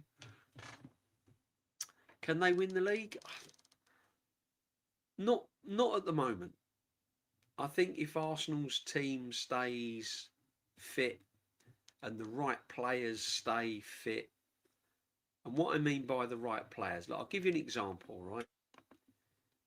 Konsa's a good signing for me. I think Konsa was needed because of the Saliba injury. And Timber can't play more than 12, 15 games a season. He just can't. Yeah. He's like the Tommy Asu of the world, isn't he? DJB, do you rate Ndiaye at Everton? I think he's a top quality, technically gifted, creative, unselfish, but he does all the defensive work as well. I know I'd say I do like Ndiaye. Yeah, I do, Ashley. I do like him. I do like him, and he is the sort of player that Arteta would like, definitely. But I think we're done in the signings now, though, bro. I don't think we're going to get any more. I really don't. Bruno G is not washed. I'm not saying he's washed, but Skelly should start in front of him. I just think we're a better team with Skelly in midfield. That's my opinion. I think players around him play better. Odegaard is more.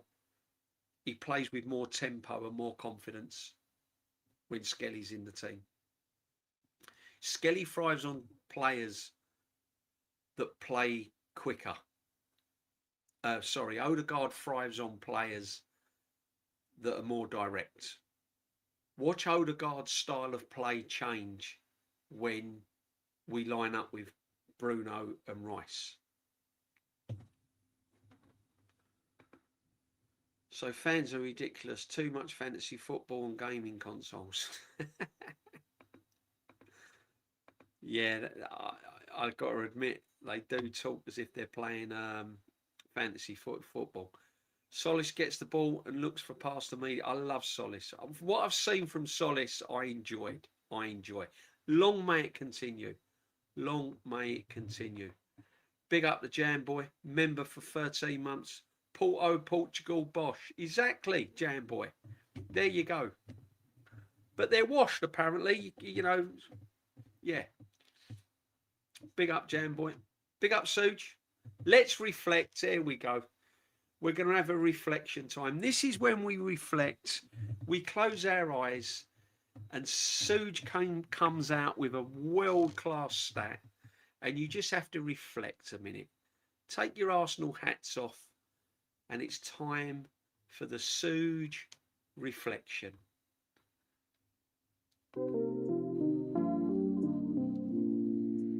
We are one game into our season. Let's chill. We played 63 games last season. Our enemy is ourselves and our tactics. One injury from despair.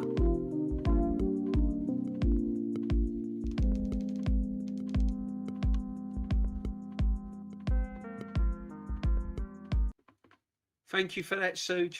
Lovely moment. And that leads me nicely on. Because the next little bit I want to talk to you about. Konsa, are we happy? I am. I said we needed a defender. No, we don't. We've got all these defenders. Why do we need another defender, DJB? Because Saliba's injured. Yeah, but we've got centre-backs.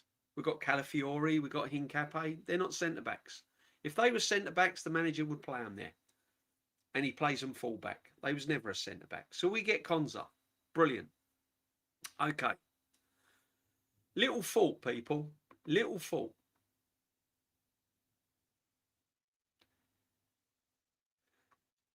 If Gabriel gets injured, how confident are you of having Konsa and Mosquera at centre-back? Never played together. Mosquera's still learning his trade, still finding his feet as an established defender. So just imagine our back four of Ben White, Mosquera, Konza, Calafiori. See, these are the things when I say that the season is long, and when everyone gets carried away with, oh yeah, we're going to walk this league, be over by March. And we'll discuss that on the Mingle on Wednesday, people. Yeah. The Mingle is back, me and Nonsky. Like Suge said in his reflection time, that's when it starts, isn't it? Konza and Mosquera as your centre-half partnership. Suddenly, don't look that good, does it? Not saying that Konza's a bad player. I'm just talking about their partnership.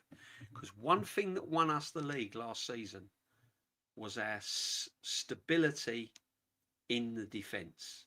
It wasn't our attacking third that won us the league. It was our defensive unit. It was the Saliba, Gabriel, Raya, Rice, Timber before he got injured. Yeah, in Cape towards the back end of the campaign, right? So you just got to hope that nothing happens to Gabriel, because I'd be worried about that centre pairing personally. Konza and Gabriel, happy with that. Happy with that. Now you're going to say, yeah, but Konza and Gabriel hasn't played together. Yeah, but they're both experienced defenders. Mosquera's not got the experience yet. He's still learning. Yeah. It's like when you pass your driving test. You might have the license, but you've not gained that much experience on the road. That's where Mosquera is at the moment. He's just got his license. That's the difference. So what I'm saying is, yeah, Arsenal do look strong. Big up Lynch, 1-0 Fulham. I hope so, bruv. Alvarez is a good player, but he's a false nine. He doesn't score enough. We paid 65 million for Gyokeres, but Arteta refuses to try to get the best out of him. Gyokeres was a set-up to foul. I think he's not the only one that's fallen victim to the Arteta striker. I don't know what it is. Look, it's not a dig at the manager. It's just facts. What is it with this manager and strikers? What is it with this manager and strikers? It's just a fact, people. It's not a dig. It's a footballing fact. This manager and strikers just can't get the best out of them. It's like other managers can't get the best out of defenders. They don't know how to defend. Some managers can't get the best out of midfield players. You know, Declan Rice could go to, I don't know, Chelsea. And he might not be able to get the best out of Declan Rice. It's just this thing that Arteta's got with strikers. He struggles to get the best out of strikers. Yeah. So getting back to the Konza and the debate, I know Arsenal are strong. We are strong. And we should retain the title, in my book, right? It's not about the players for me. It's not about the squad. It always comes down to the coaching and the manager. And that's not me being negative. That's a fact. I've always said the buck stops at the manager. He picks the team. He sets the tactics. He sets the training. He sets the foundations. And when they cross that white line, the players have to perform. And they have to carry out what the manager wants. So if we foul, it's down to the manager. Right? Now, at the moment, we're strong and we're looking good. But as Suge said in our reflection, we're one injury away from everything changing. And that is the one injury I'm worried about. In fact, no, I'll take it back. There's two injuries I'm worried about. There's the Gabriel, because then you've got Konza and as I said, the apprentice next to him, and David Raya. Now, can you imagine if the goalkeeper gets injured? Suddenly everything changes. Yeah? Everything changes. And this is what I'm saying. When people say we're going to win the league by March and we're going to win this and we're going to win it at a canter, a lot can happen. A lot can happen. Who'd have thought Hull would have beaten Man United? No one predicted that. So you just have to look at it from a bigger picture. And that's all I try and do. It's all I try and do. I'm realistic. I just look at it for what it is. Yeah, it's brilliant at the moment, but injuries happen. Players get injured. You just hope that certain players don't get injured. If Rice gets injured, there's a bit of cover there, isn't there? You know, there's Bruno in there, there's Skelly in there, Marino can come into midfield, Zubamendi can come in. You can fill the gaps a little bit. Yeah. Tzolis gets injured, you got Eze playing at left midfield. Does he like it at left midfield? Is he a left midfielder? No. There's a worry. Right. Big up, Binks. Hope you're well. Hope you've had a good summer, Binksy. Lovely to see you in. So, you know, there's all these. Alvarez is washed. I don't want Alvarez, man. Pulse. So why did Arsenal buy Gyokeres? To score goals and win the league. He's done that. Yeah, I don't know. I think, look, I know what the Arsenal Pulse is saying, right? The Arsenal Pulse wants Havertz. He likes Havertz. He loves Havertz. He can't see no other one than Havertz, which is fine. But factually, the manager struggles with centre forwards. William, big up, my friend. Hopefully we get more than 2 Millwall West Ham games this year. Imagine they're in the playoffs fighting for a promotion. I tell you what, I think Millwall could win that league this year. I think Millwall, Southampton, they'll be up there. I still think Birmingham will come up in the back. Yeah, I think Birmingham. Yeah, so this is what I'm trying to say. You know, we are good. We've got good squad depth, but you still got to keep the right players fit. Yeah, and you've still got to make sure you're rotating. So with the Gabriel thing, Carabao Cups and all that, rest him. Because I don't want him getting injured for long periods of time, because I think that will be a problem. Because we're not seeing Saliba. I don't think we'll see Saliba all season. I think we may see Saliba back end of March, possibly.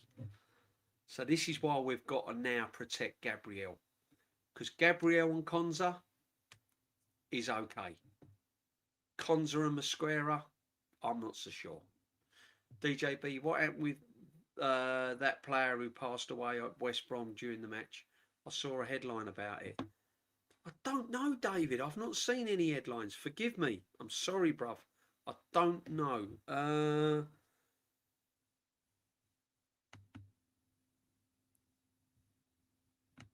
Let's have a look.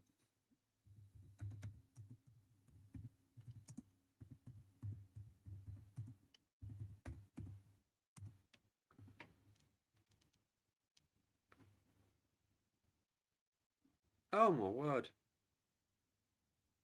Oh, my days. Oh, my days. Right, yeah. Big up, my friend.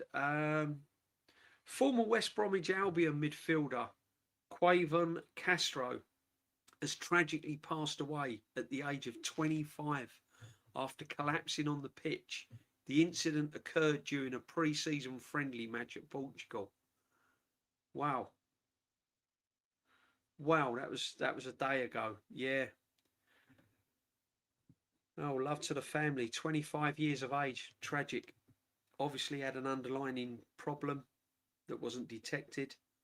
Yeah, sad. Quaven Castro, 25. Thoughts, prayers and best wishes go to the loved ones and family, people. Big up to you, David, for getting that. What did Odegaard do in 2 cup finals? All that. And did Havertz do in 2 cup finals apart from the goal against PSG? What did he do to the rest of the game? Yep, Vince Petroni, but again, comes down to the manager. Look at the tactics in the Champions League. This is why I keep saying it. We can blame individual players, but what was the tactics? Yeah, we all ripped into Tommy Tukes the way he played against Argentina. Well, look how the manager set up against PSG.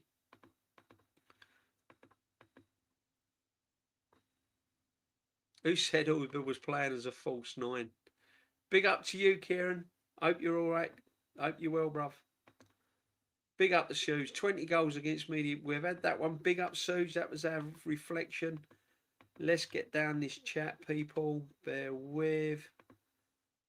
Reflection with Suge is legendary, Lynch. It is legendary. You've got to have a reflection time. Suge the legend, man. Hilal has submitted a bid for 47 million for Gabriel Martin. Arsenal have yet to accept the offer. What? Go and bite their hand off. Come on, man. 47 million? Come on. Get a few add-ons as well. Let's get that up to 55 million. Yeah? How can you be turning that down? That's ridiculous. Morgan Rogers will score a brace tomorrow for Chelsea. It's going to be an interesting partnership. I'm waiting to see Morgan Rogers and Palmer. That is going to be really interesting. Big up the Latvian as well. Hope you're well, bruv. Make sure you go and sub to Latvian. I love this chat because we're all disagreeing on the striker issues at Arsenal.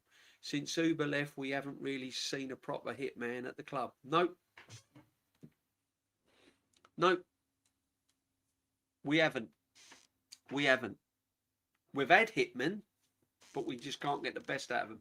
And who's that down to, Arsenal Pulse? Is that down to the strikers or the manager? Let's reflect. We have reflected, my friend. Big time. Great stuff, Suge. PSG don't take liberties with their league dropping points. Can't drop any points. Aston Villa's going to be an interesting away game. It's going to be an interesting away game. As I said, Aston Villa's first home game of the season. Got pumped today. They're going to want a reaction. They're going to want a reaction in front of their own fans. Arsenal champions coming to town. Yeah, they're gonna want a reaction. Jam boy, I'm starting to think this manager is having personality clashes with some of the players. As I said during the stream, you haven't got to agree with me. That's the next big thing for this manager. Next big test for this manager. How is he going to keep all these players happy? Eze, Zubamendi, Marino, Gyokeres. 4 big players there on the bench not getting first team football. World Cup winners. You know, it's a challenge. Great to have Reggie's schedule back on. I'm hoping we can do better in the Champions League. I'm not really interested in winning the Premier League. David, I want both. I want both. I want both, my friend. Ultimately, I want the Champions League. I get asked the question every single year. DJB, Premier League or Champions League? I get asked the question and I have to say Champions League.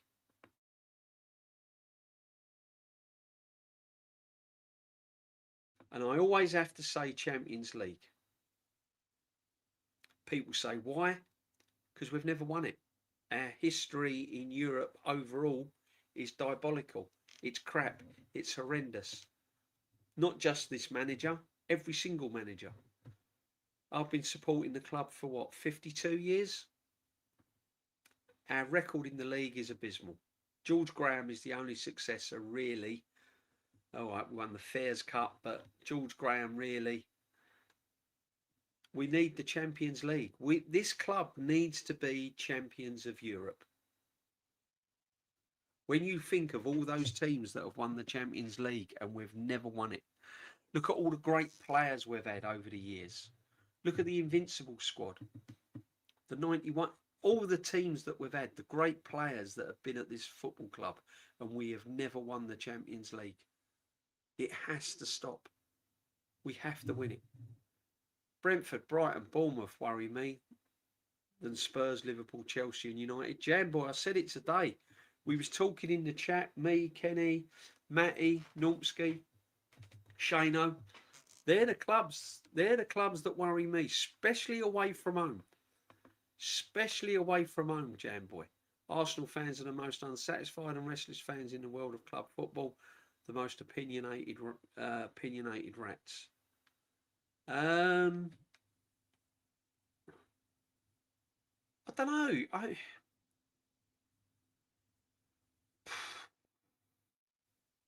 I don't know. I don't know. I don't know. I don't know if it's being unsatisfied. I just think it's, I don't know, really.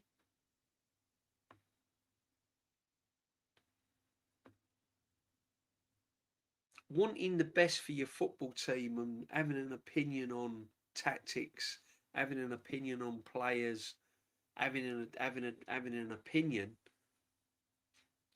don't make you an opinionated rat, does it? You're just talking football. You're just talking about your football club. You know? I would have took Anthony Gordon at left wing. I'd have taken Anthony Gordon. 100%. Do you know the one we missed out on? The one we missed out on was Somerville from West Ham. I can't believe Arsenal never went and got Somerville, especially after the World Cup. He was probably Holland's best player. Somerville would have been brilliant for Arsenal. You imagine Somerville and Tzolis on the left. I can't believe he slipped through the net. I can't believe no one went in for him. He's ended up at Saudi. DJB, it's the system isn't built for the attackers. It's built for a false nine. Agreed. That's why he wanted Sesko, because Sesko's very similar to playing that role. Oh boy, if Raya gets injured, we have problems. Looking at the two Muppets that are at the backup. Exactly, Martin. Suddenly those flowers are dying, aren't they? And the strawberries have gone off and the cream has gone manky. You know what I mean? Yeah. Gyokeres to Barcelona is not happening. They don't like him. They want Alvarez, who had less goals than Ferran Torres. But Hansi Flick cooks with strikers because his system of attack is first to football. Yeah. Time called in this season. Squad players all must step up. Less Martinelli, Jesus goes without saying. I want Jesus and Martinelli to go. I want them off the wage bill. If Barca wanted Alvarez, he would have already been there. Facts. Big up Sean P. I hope you're well, brother. Thank you very much. Big up DJB. I don't want Alvarez because if he joins us, I'm certain he will want a clause that allows him the move to Barca. What's the point? Yeah, there will be a clause in with his contract, as there is a lot of players. And I always want players that want to play for Arsenal. I don't want Alvarez because Alvarez's stats are not as good as the player that we've already got in Gyokeres. Simple as that. If you're going to get Alvarez, go and get the best out of Gyokeres. He's already a proven goal scorer. It's up to the manager to get the best out of him. This is what I keep saying. The disrespect this guy's got is incredible. Keep banging on about we need a striker. I'm not Gyokeres' biggest fan. I think he's got a lot of flaws. But we're talking as if he's not there. We're talking as if we haven't got a striker. I didn't hear this talk when we had Jesus. Where was the same, we need a striker, we need this when we had Jesus? The only reason why we was talking about getting a striker when we had Jesus was because Jesus was injured. When Jesus was fit, no one was saying, oh, go and get a striker, go and get a striker.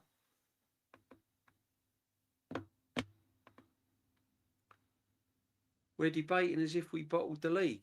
Let's keep the standards high this season. No passengers, even your favourite bench player, Gyokeres, should not be spared. Yeah, very sad that with a ex-West Brom player. Very sad. Lego Head treats his own signings like royalty. He treats Berta, Edu, Emery, etc. signings dirt. Have you noticed? Yeah, do you know what? Listen, Nelson, man. Time, I always say time will tell. Time will tell. We have played Coventry City, people.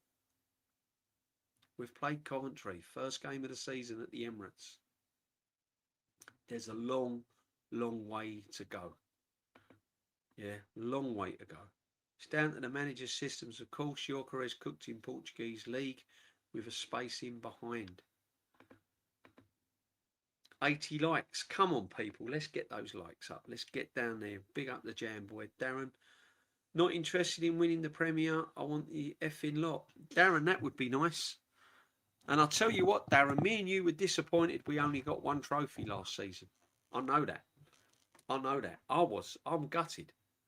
Yeah, I'm gassed we won the Premier League. Over the moon we won the Premier League. Over the moon that we're champions.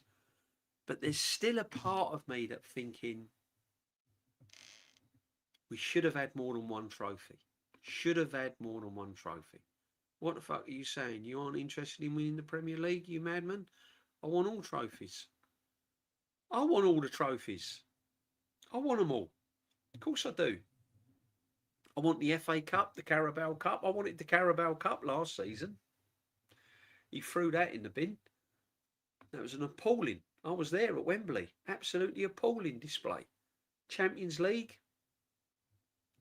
Yeah, we got to penalties. It was a miracle that we got to penalties. Don't know how we got the penalties. We played awful. Threw that in the bin. FA Cup.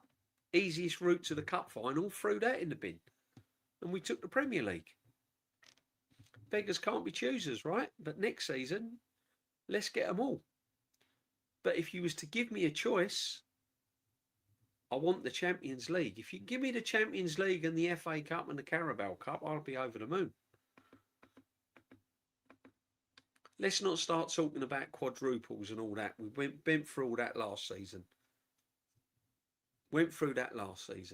We ain't winning 4 cups next year.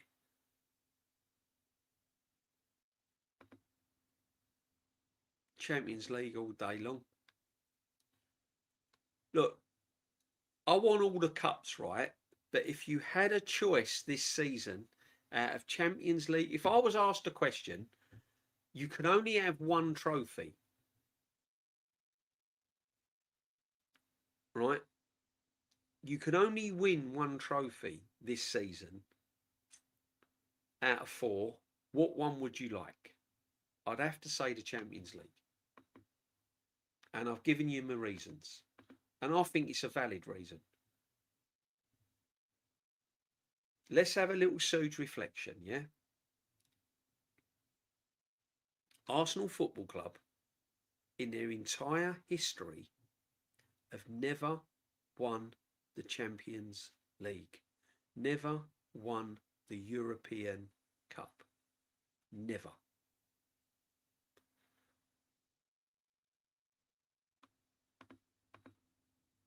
Thierry Henry, Dennis Bergkamp, Bobby Pires, Liam Brady, Frank Stapleton, Alan Smith, Paul Merson. 2 of the greatest captains ever in this football club. 3, 4 captains of the greatest ever. Pat Rice, Frank McClintock, Patrick Vieira, Tony Adams. Never lifted the European Cup. Porto have won the European Cup. Celtic have won the European Cup. Nottingham Forest have won it twice. Aston Villa, Man United, Man City, Chelsea, Liverpool, Barcelona, Real Madrid. The list goes on. We have never won the European Cup. We had our biggest chance to win that European Cup last season. We were 1-0 up. 1-0 up. PSG even took off their best players. Made substitutions. We bought on everyone. We had Eze and all of them on the field, and they took off their best player. And we still sat back and refused to attack and refused to get the ball forward and refused to pass through the lines and refused to lay it on them. We just sat back and sat back and sat back. 25% possession out of the whole game. Hurt, man.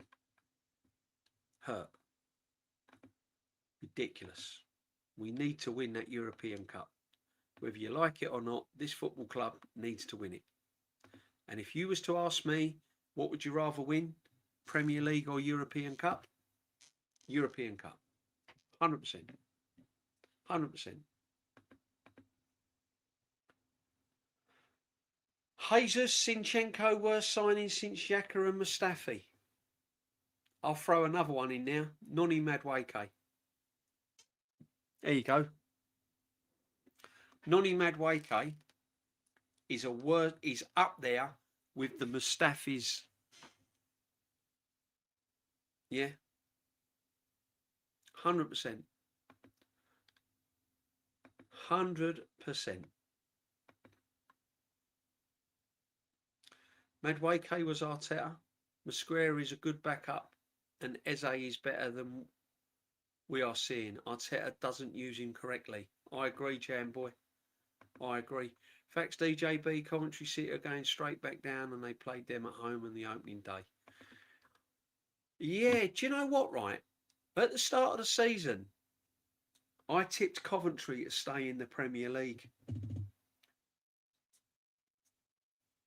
I still think Hull will go down. I know they beat Man United, but I still think they'll go down.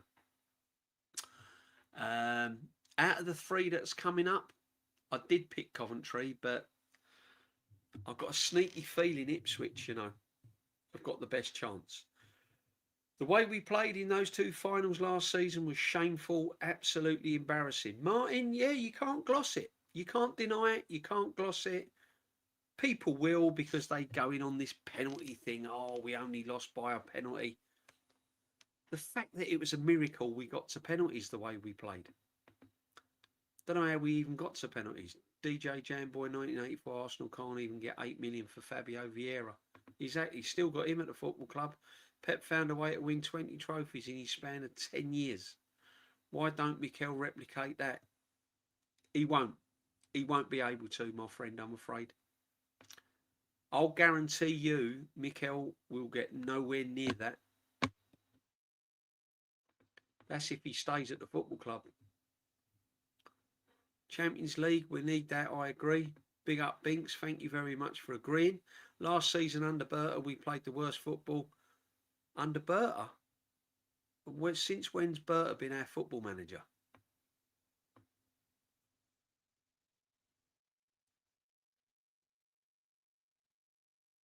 Since when's Berta been our football manager? I don't know. I don't think Berta's the manager. I don't think, no. If it weren't for Berta, we wouldn't have had Eze and Gyokeres. Eze's and Gyokeres, no matter what you think of them, contributed to us winning the league. He signed them. Before Berta, we had the madness of Edu, Sambi Lakonga, Tavares, Pablo Mari, Austin Trusty. No.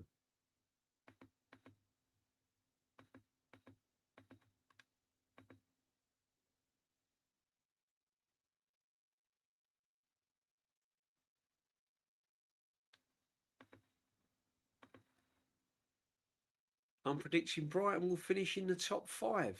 Not a bad prediction, to be honest. I like Brighton. Not, I like the way they play. I think the manager's good at Brighton. I don't mean the only thing that's going to snub Brighton is they're in Europe, aren't they?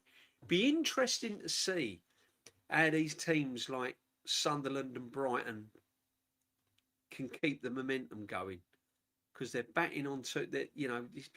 When you're playing in Europe, it brings a whole different sort of, you're playing midweek and then you've got to get up for the next game, and then it's difficult, guys. Big up everyone in. The attacking zest is inspiring, however, it's a false dawn. Do you think it might be the club's mentality why Arsenal haven't won the Champions League, DJB? It's a mixture of things, my friend. A lot of it's mentality. A lot of it is the mentality, but I don't know. See, I always say to win the Champions League, you've got to do that little moment in a game. The manager has to make that little tweak or something, or a player has to come up with that moment. Even Henry didn't do it, innit, when he missed that sitter, It really is. It really is that moment that wins you the Champions League. But it could be a mentality thing. Could easily be a mentality thing because it's been so long. Got to go now, DJB. Big up Vincenzo, man. Big up to you. Big up Gav and Binksy and Lynch and everyone that's locked in. Madueke was a Berta signing and you don't like him. I don't care what signing Madueke was. If it was Berta, then crap, basically. What are you thinking of? But as I said, whether it was Berta's, whether it was Arteta's, doesn't matter. All I know is Madueke's an awful football player. I'm sorry. So there you go. But I know one thing. I definitely know one thing. Berta's signings compared to Edu's has probably been a bit better, because that was a clown show. I'll tell you.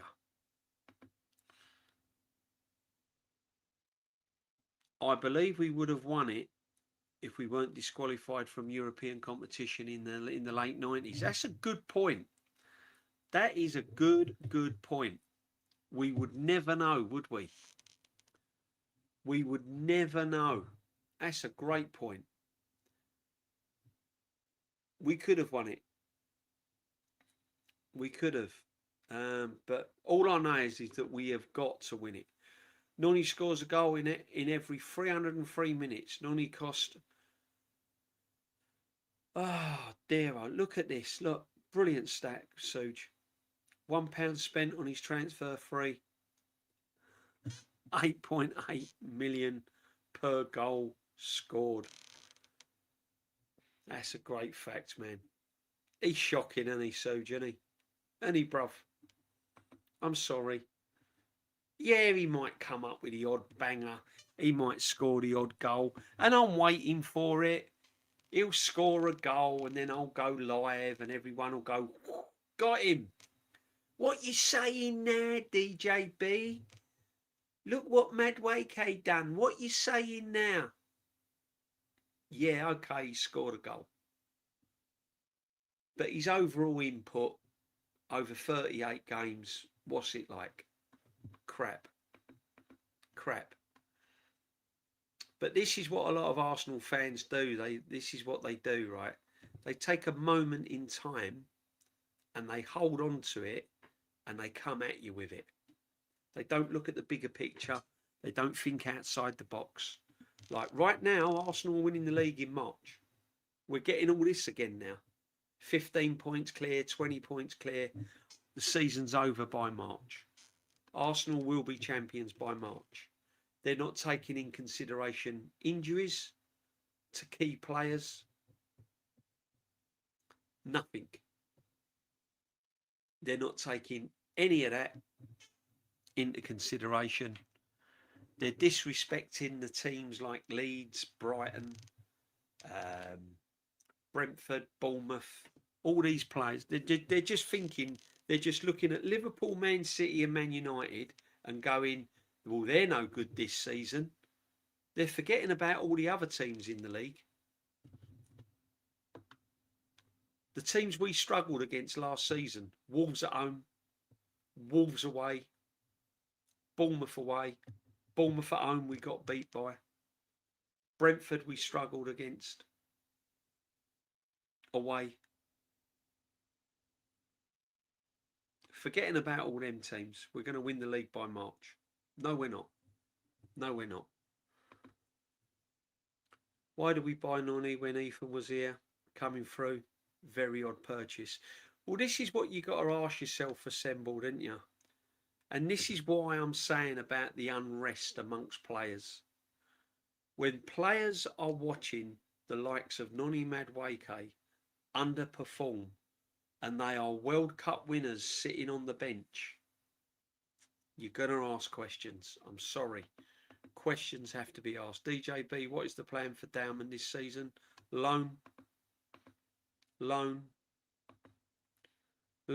or if I'm his parents, get him out of the club because he ain't got it. Again, he ain't going to get game time. He's not getting quality game time. You got the Euros coming up. You got the World Cup coming up. He's going to get overtaken by players from other teams. If he wants a chance of playing in Euros or the World Cup, he's got to get games. He's got to get games. I'll give you an incident with Dowman, right? He played in every single pre-season friendly and he didn't get any minutes in the Community Shield. Now, that is the one game in that Community Shield where he could have given him some experience, Dowman. We're cruising. City are dead. We're cruising. Yeah. Come on in, Max. Give yourself 10, 15 minutes. Cardiff. Big game against Man City. Okay. It's the Community Shield. We all know it's not the FA Cup or the Carabao Cup or the Champions League. We know that. Still a big game. Go and fill your boots. Get some experience. Get out there. No, nothing. Absolutely nothing. Big up Paris Mandem. Hope you're well, my friend. Big up to you, my friend. Northside raid. Come on the north side. Thanks, brother. All those that have just come over from Northside, make sure you smash your like and put a little sub on the channel as well. We're getting on our way. We're getting on our way. We're getting the communities growing. It's growing. It's growing all the time, people. So yeah, get on it. Hope you will. We've spoken about loads of things on the Sunday sit back, people. Yeah. 3,212 people. Come on, let's get it. Let's get it up to 3,250. When was Arsenal banned from Europe in the 90s? Yeah, man, 80s, where I think you only missed out on 2 European campaigns. Yeah, that was all the Liverpool thing, wasn't it? Northside, the raid. Mikel Arteta is rigid-minded type of manager. He can't evolve his tactics and adapt it to the football as it grows. We will see. We will see. Look, what I saw against Coventry, the tempo was a little bit there. You know, we was getting the ball forward. And that's because Skelly's in mid. I'm sorry, but Skelly in midfield for me is a must. First choice. Skelly has to play midfield. I don't care if Bruno's fit. I don't care fully fit. You know, Declan Rice, Skelly has got to play in midfield. I like Bruno, brilliant, over the moon we've signed him. Be a fantastic addition to the squad. But I'd stick with Skelly.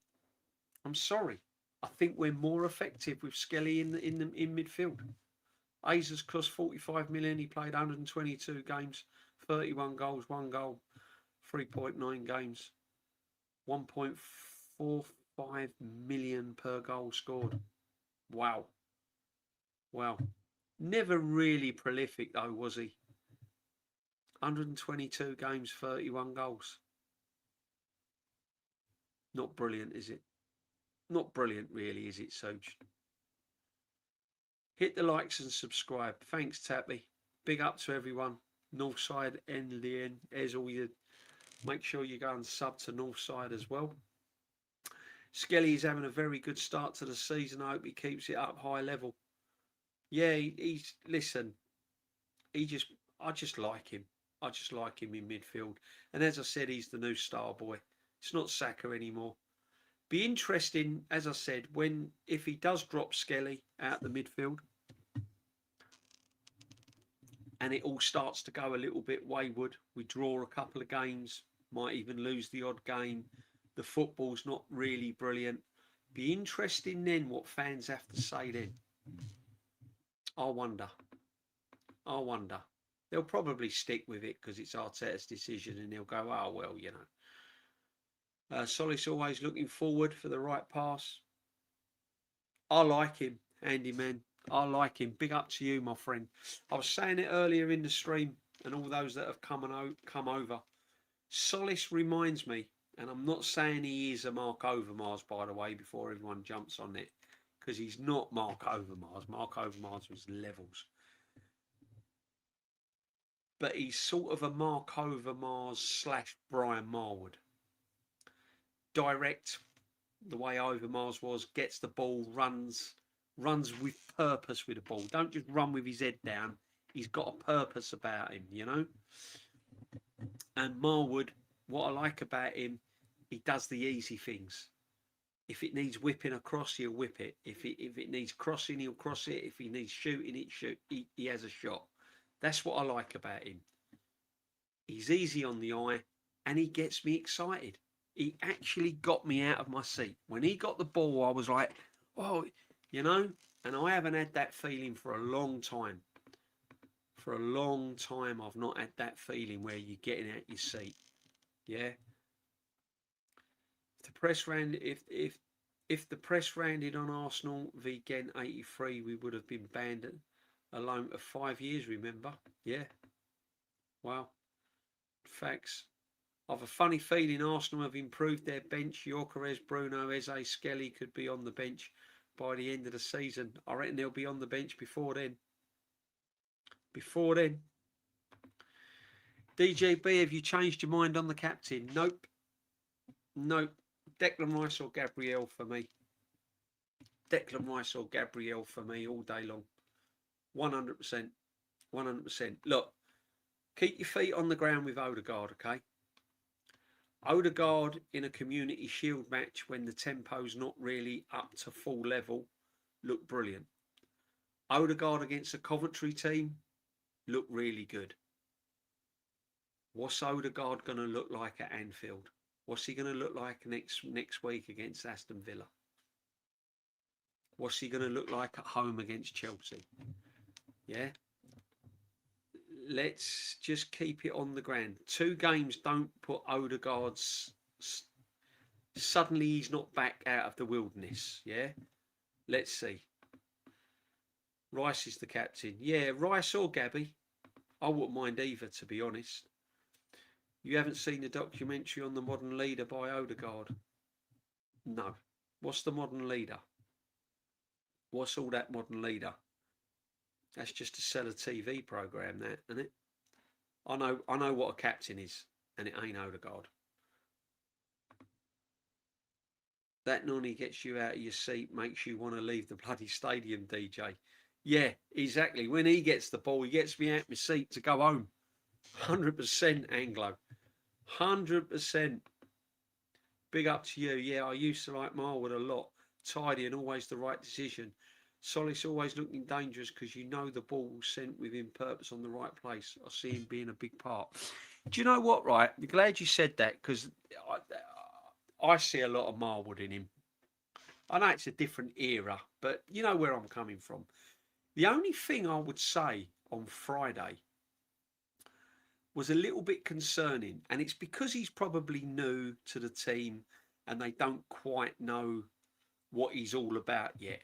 But there was a lot of occasions, especially when Odegaard got the ball, and I'm not knocking Odegaard because he had a good game, big up Odegaard, right? Is when he got the ball, there were certain situations when he had the ball, he was still looking for Saka when Tzolis was the better option. Now that might come in time, but that, and Rice, Rice sometimes got the ball and his first instinct was looking for Odegaard and to get it out right. And I think that's a mistake sometimes. So what they've got to do, they've got to trust Tzolis a little bit more. So when they get the ball, they're not automatically looking to the right to play Odegaard or Saka, but they've got the option of Tzolis now. And there was a few times on Friday when he was making a run or he was in space and they didn't play the ball. They just didn't get the ball to him quick enough.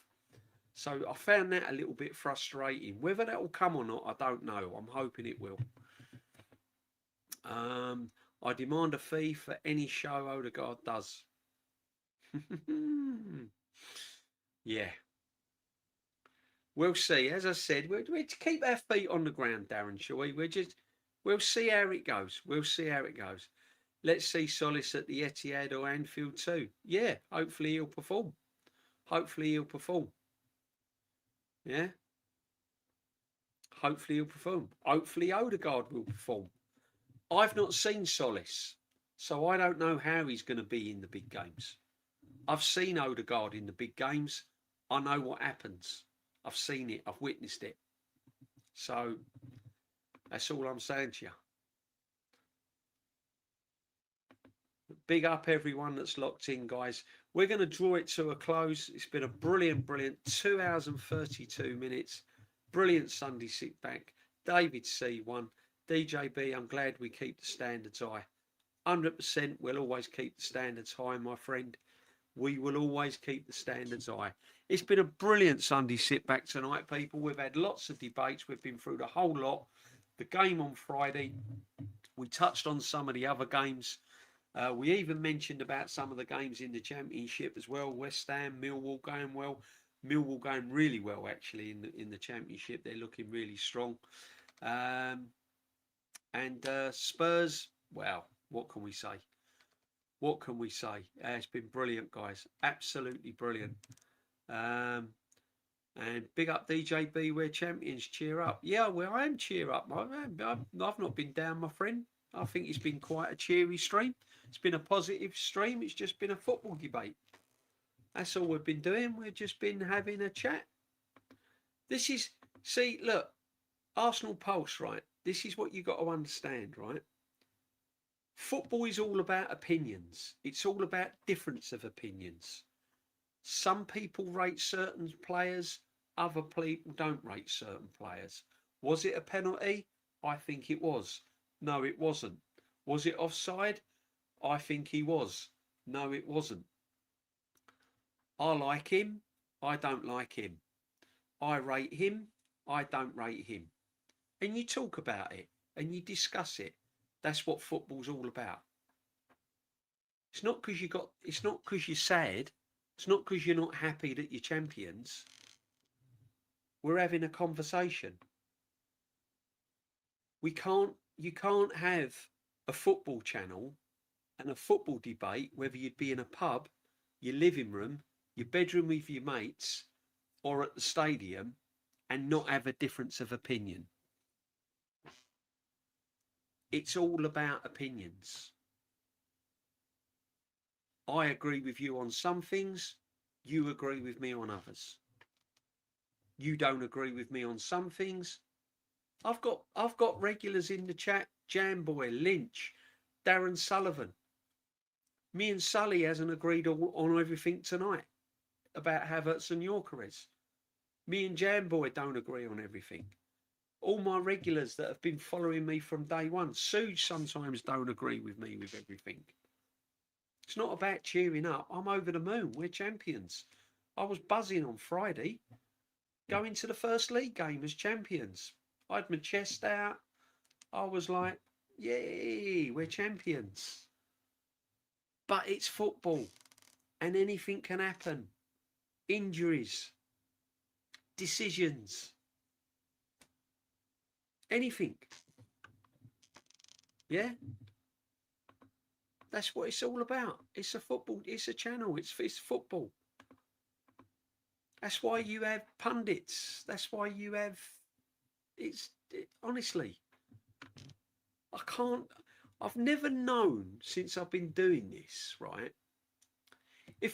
Why is it? Why is it that when George Graham was in charge and when was Arsene Wenger in charge, if I didn't agree with something, it was acceptable. Yet if I don't agree with something or don't rate a player, now Arteta's in charge, you're negative, you're miserable, you're this, you're that. It's just it's just a debate. That's what it's all about. Just because the fan base is divided don't mean it's unhealthy. Exactly. But do you know what, right? I'm going to say something here, Anglo. Even the most delusional Arsenal fans have come out with something that I've agreed with.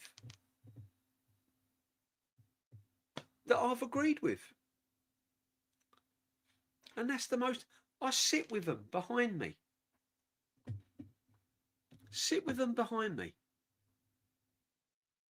And some of them, they've come out with stuff and I've gone, do you know what? You're right there. I didn't think of that. Yeah, I'll make you right there. 9 out of 10 time, he's the biggest pillock in the building. That's why we don't watch AFTV. Exactly, Darren. 100%. What is the point of watching a channel that is just 100% solely roses, strawberries and cream and champagne? Surely you want... It's a debate. One thing that my channel, Shane's channel, Views' Northside's, Lee's, Matty's, Normski's, Aaron, Talks Arsenal, one thing we will give you is honesty and the facts. And we will try and say it as it is. Well, we won't try and say it as it is. We will say it as it is. If it needs calling out, we'll call it out. We won't gloss it. Yeah, we all do it differently. Some are more hard hitting. Some are more...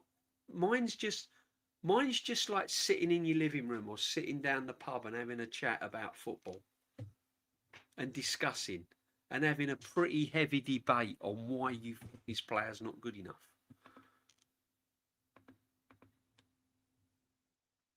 I think Madueke is up there with one of the worst signings we've ever made. Other fans might come on and go, no, he's not. I don't agree with you. Why would he be playing for England in the semi-final of the World Cup if he was one of the worst signings we've ever made? Perhaps that's all the only choice we had because Saka's fallen off of a cliff and he hasn't hit the heights that he should have hit. You know? The trouble is that a lot of fans can't differentiate Arteta from a football debate. They always turn it back to protect the manager. You can't say that because of Arteta, look what he's done, blah, blah, blah, blah, blah, blah. I don't give a shit about Arteta. If he ain't doing his job, I'm calling him out. He's a football manager. He's employed by my football club to do a job. And he gets paid handsomely to do a job. If he's not doing his job, I'm calling him out. Simple as that. Do I think that this manager's going to go and do what Pep done at Man City? No, I don't. I don't think he's good enough. I don't think he's that elite. He's done very well. He got us across the line. He's done some good things. Do I think he's the elite manager that I crave for at this football club? No, but that's my opinion. I just, I just don't get it. Same with my channel. I say what I want, and everyone can say what they want on my channel. Big up Brenny. Exactly the same on Brenny's channel. This is what it's all about. It's a debate. It's a football channel. Yeah. We huddle together. We have a little fun as well.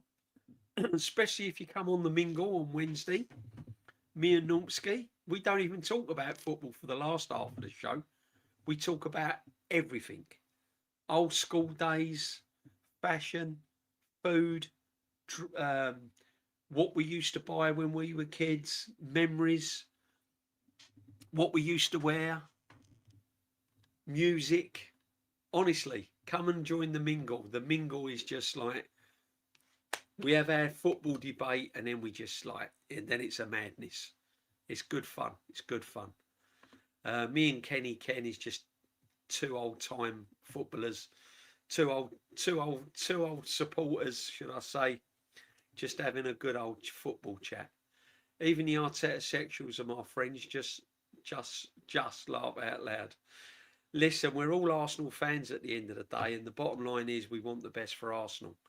We just all have their own opinions. And that's it. That is it, people. But that is it.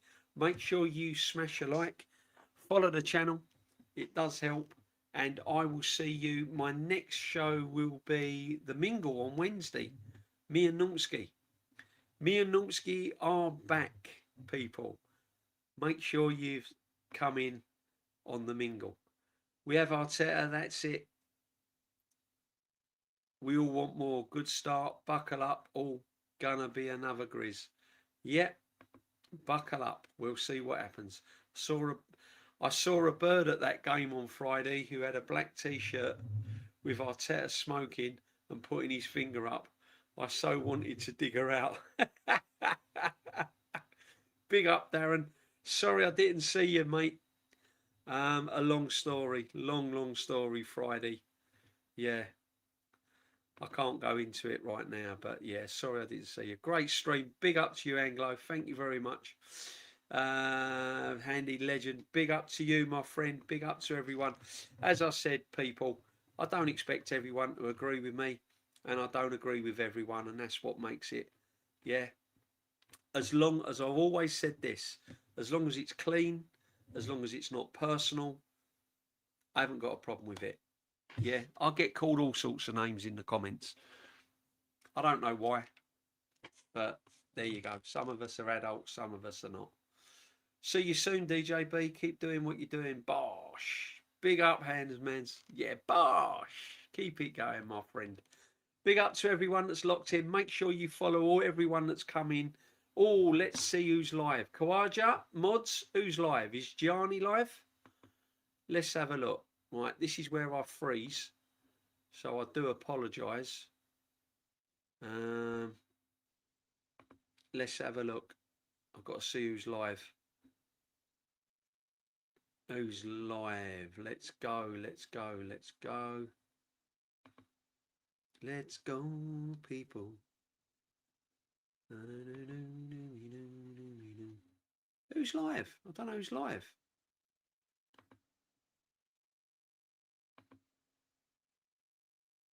Who's live? Come on. Sarcasm's live. Who's live? Sarcasm's live. Is Lee live? No. London LDN. Gianni, is he live? Nope, I can't see Gianni. Is Gianni live? Nope, Gianni's not live. Right, okay. Tell you what, get over to Sarcasm. He's live. Liverpool draw versus Newcastle. Man City late winner versus Bournemouth. Go show some. Go show. Yeah, show Sark some live. Okay, people.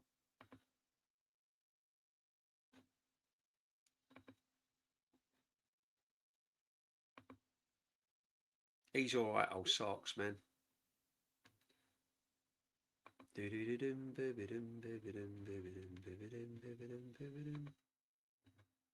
Right, let's have a look here. How we doing? Where are we? Where are we? Come on, people. What's happening here? Don't know what's going on here. Hang on, guys.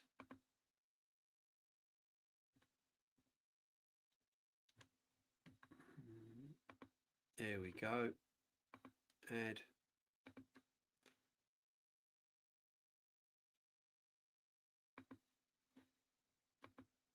There we go. Sarcasm City. I'll tell you what, go and wind him up a bit. He's a big Man United fan, guys, yeah? He's a big Man United fan. So when we've done here, get over to Sarcasm, yeah? Big up, Gavin. Thank you, my friend. Absolute legend, Gavin L. David C1. All the regulars, plus all the newcomers. Thank you very much. Darren Sullivan, legend. Lynch, Jamboy, Suge as always. Thank you for all your super chats. Let's just check the super chats. Thank you for all your super chats and everything. And madness, brilliant. Go show some sarcasm. DJB raid. DJB. Yeah, raid. Peace, everyone. Bless. See you all Wednesday on the Mingle. Take it easy, people. Let's have a little look. So play the outro. Guys, I'm all over the place. What's going on? There it is. Big up to everyone. Go show Sarcasm some love. Take it easy. Take care.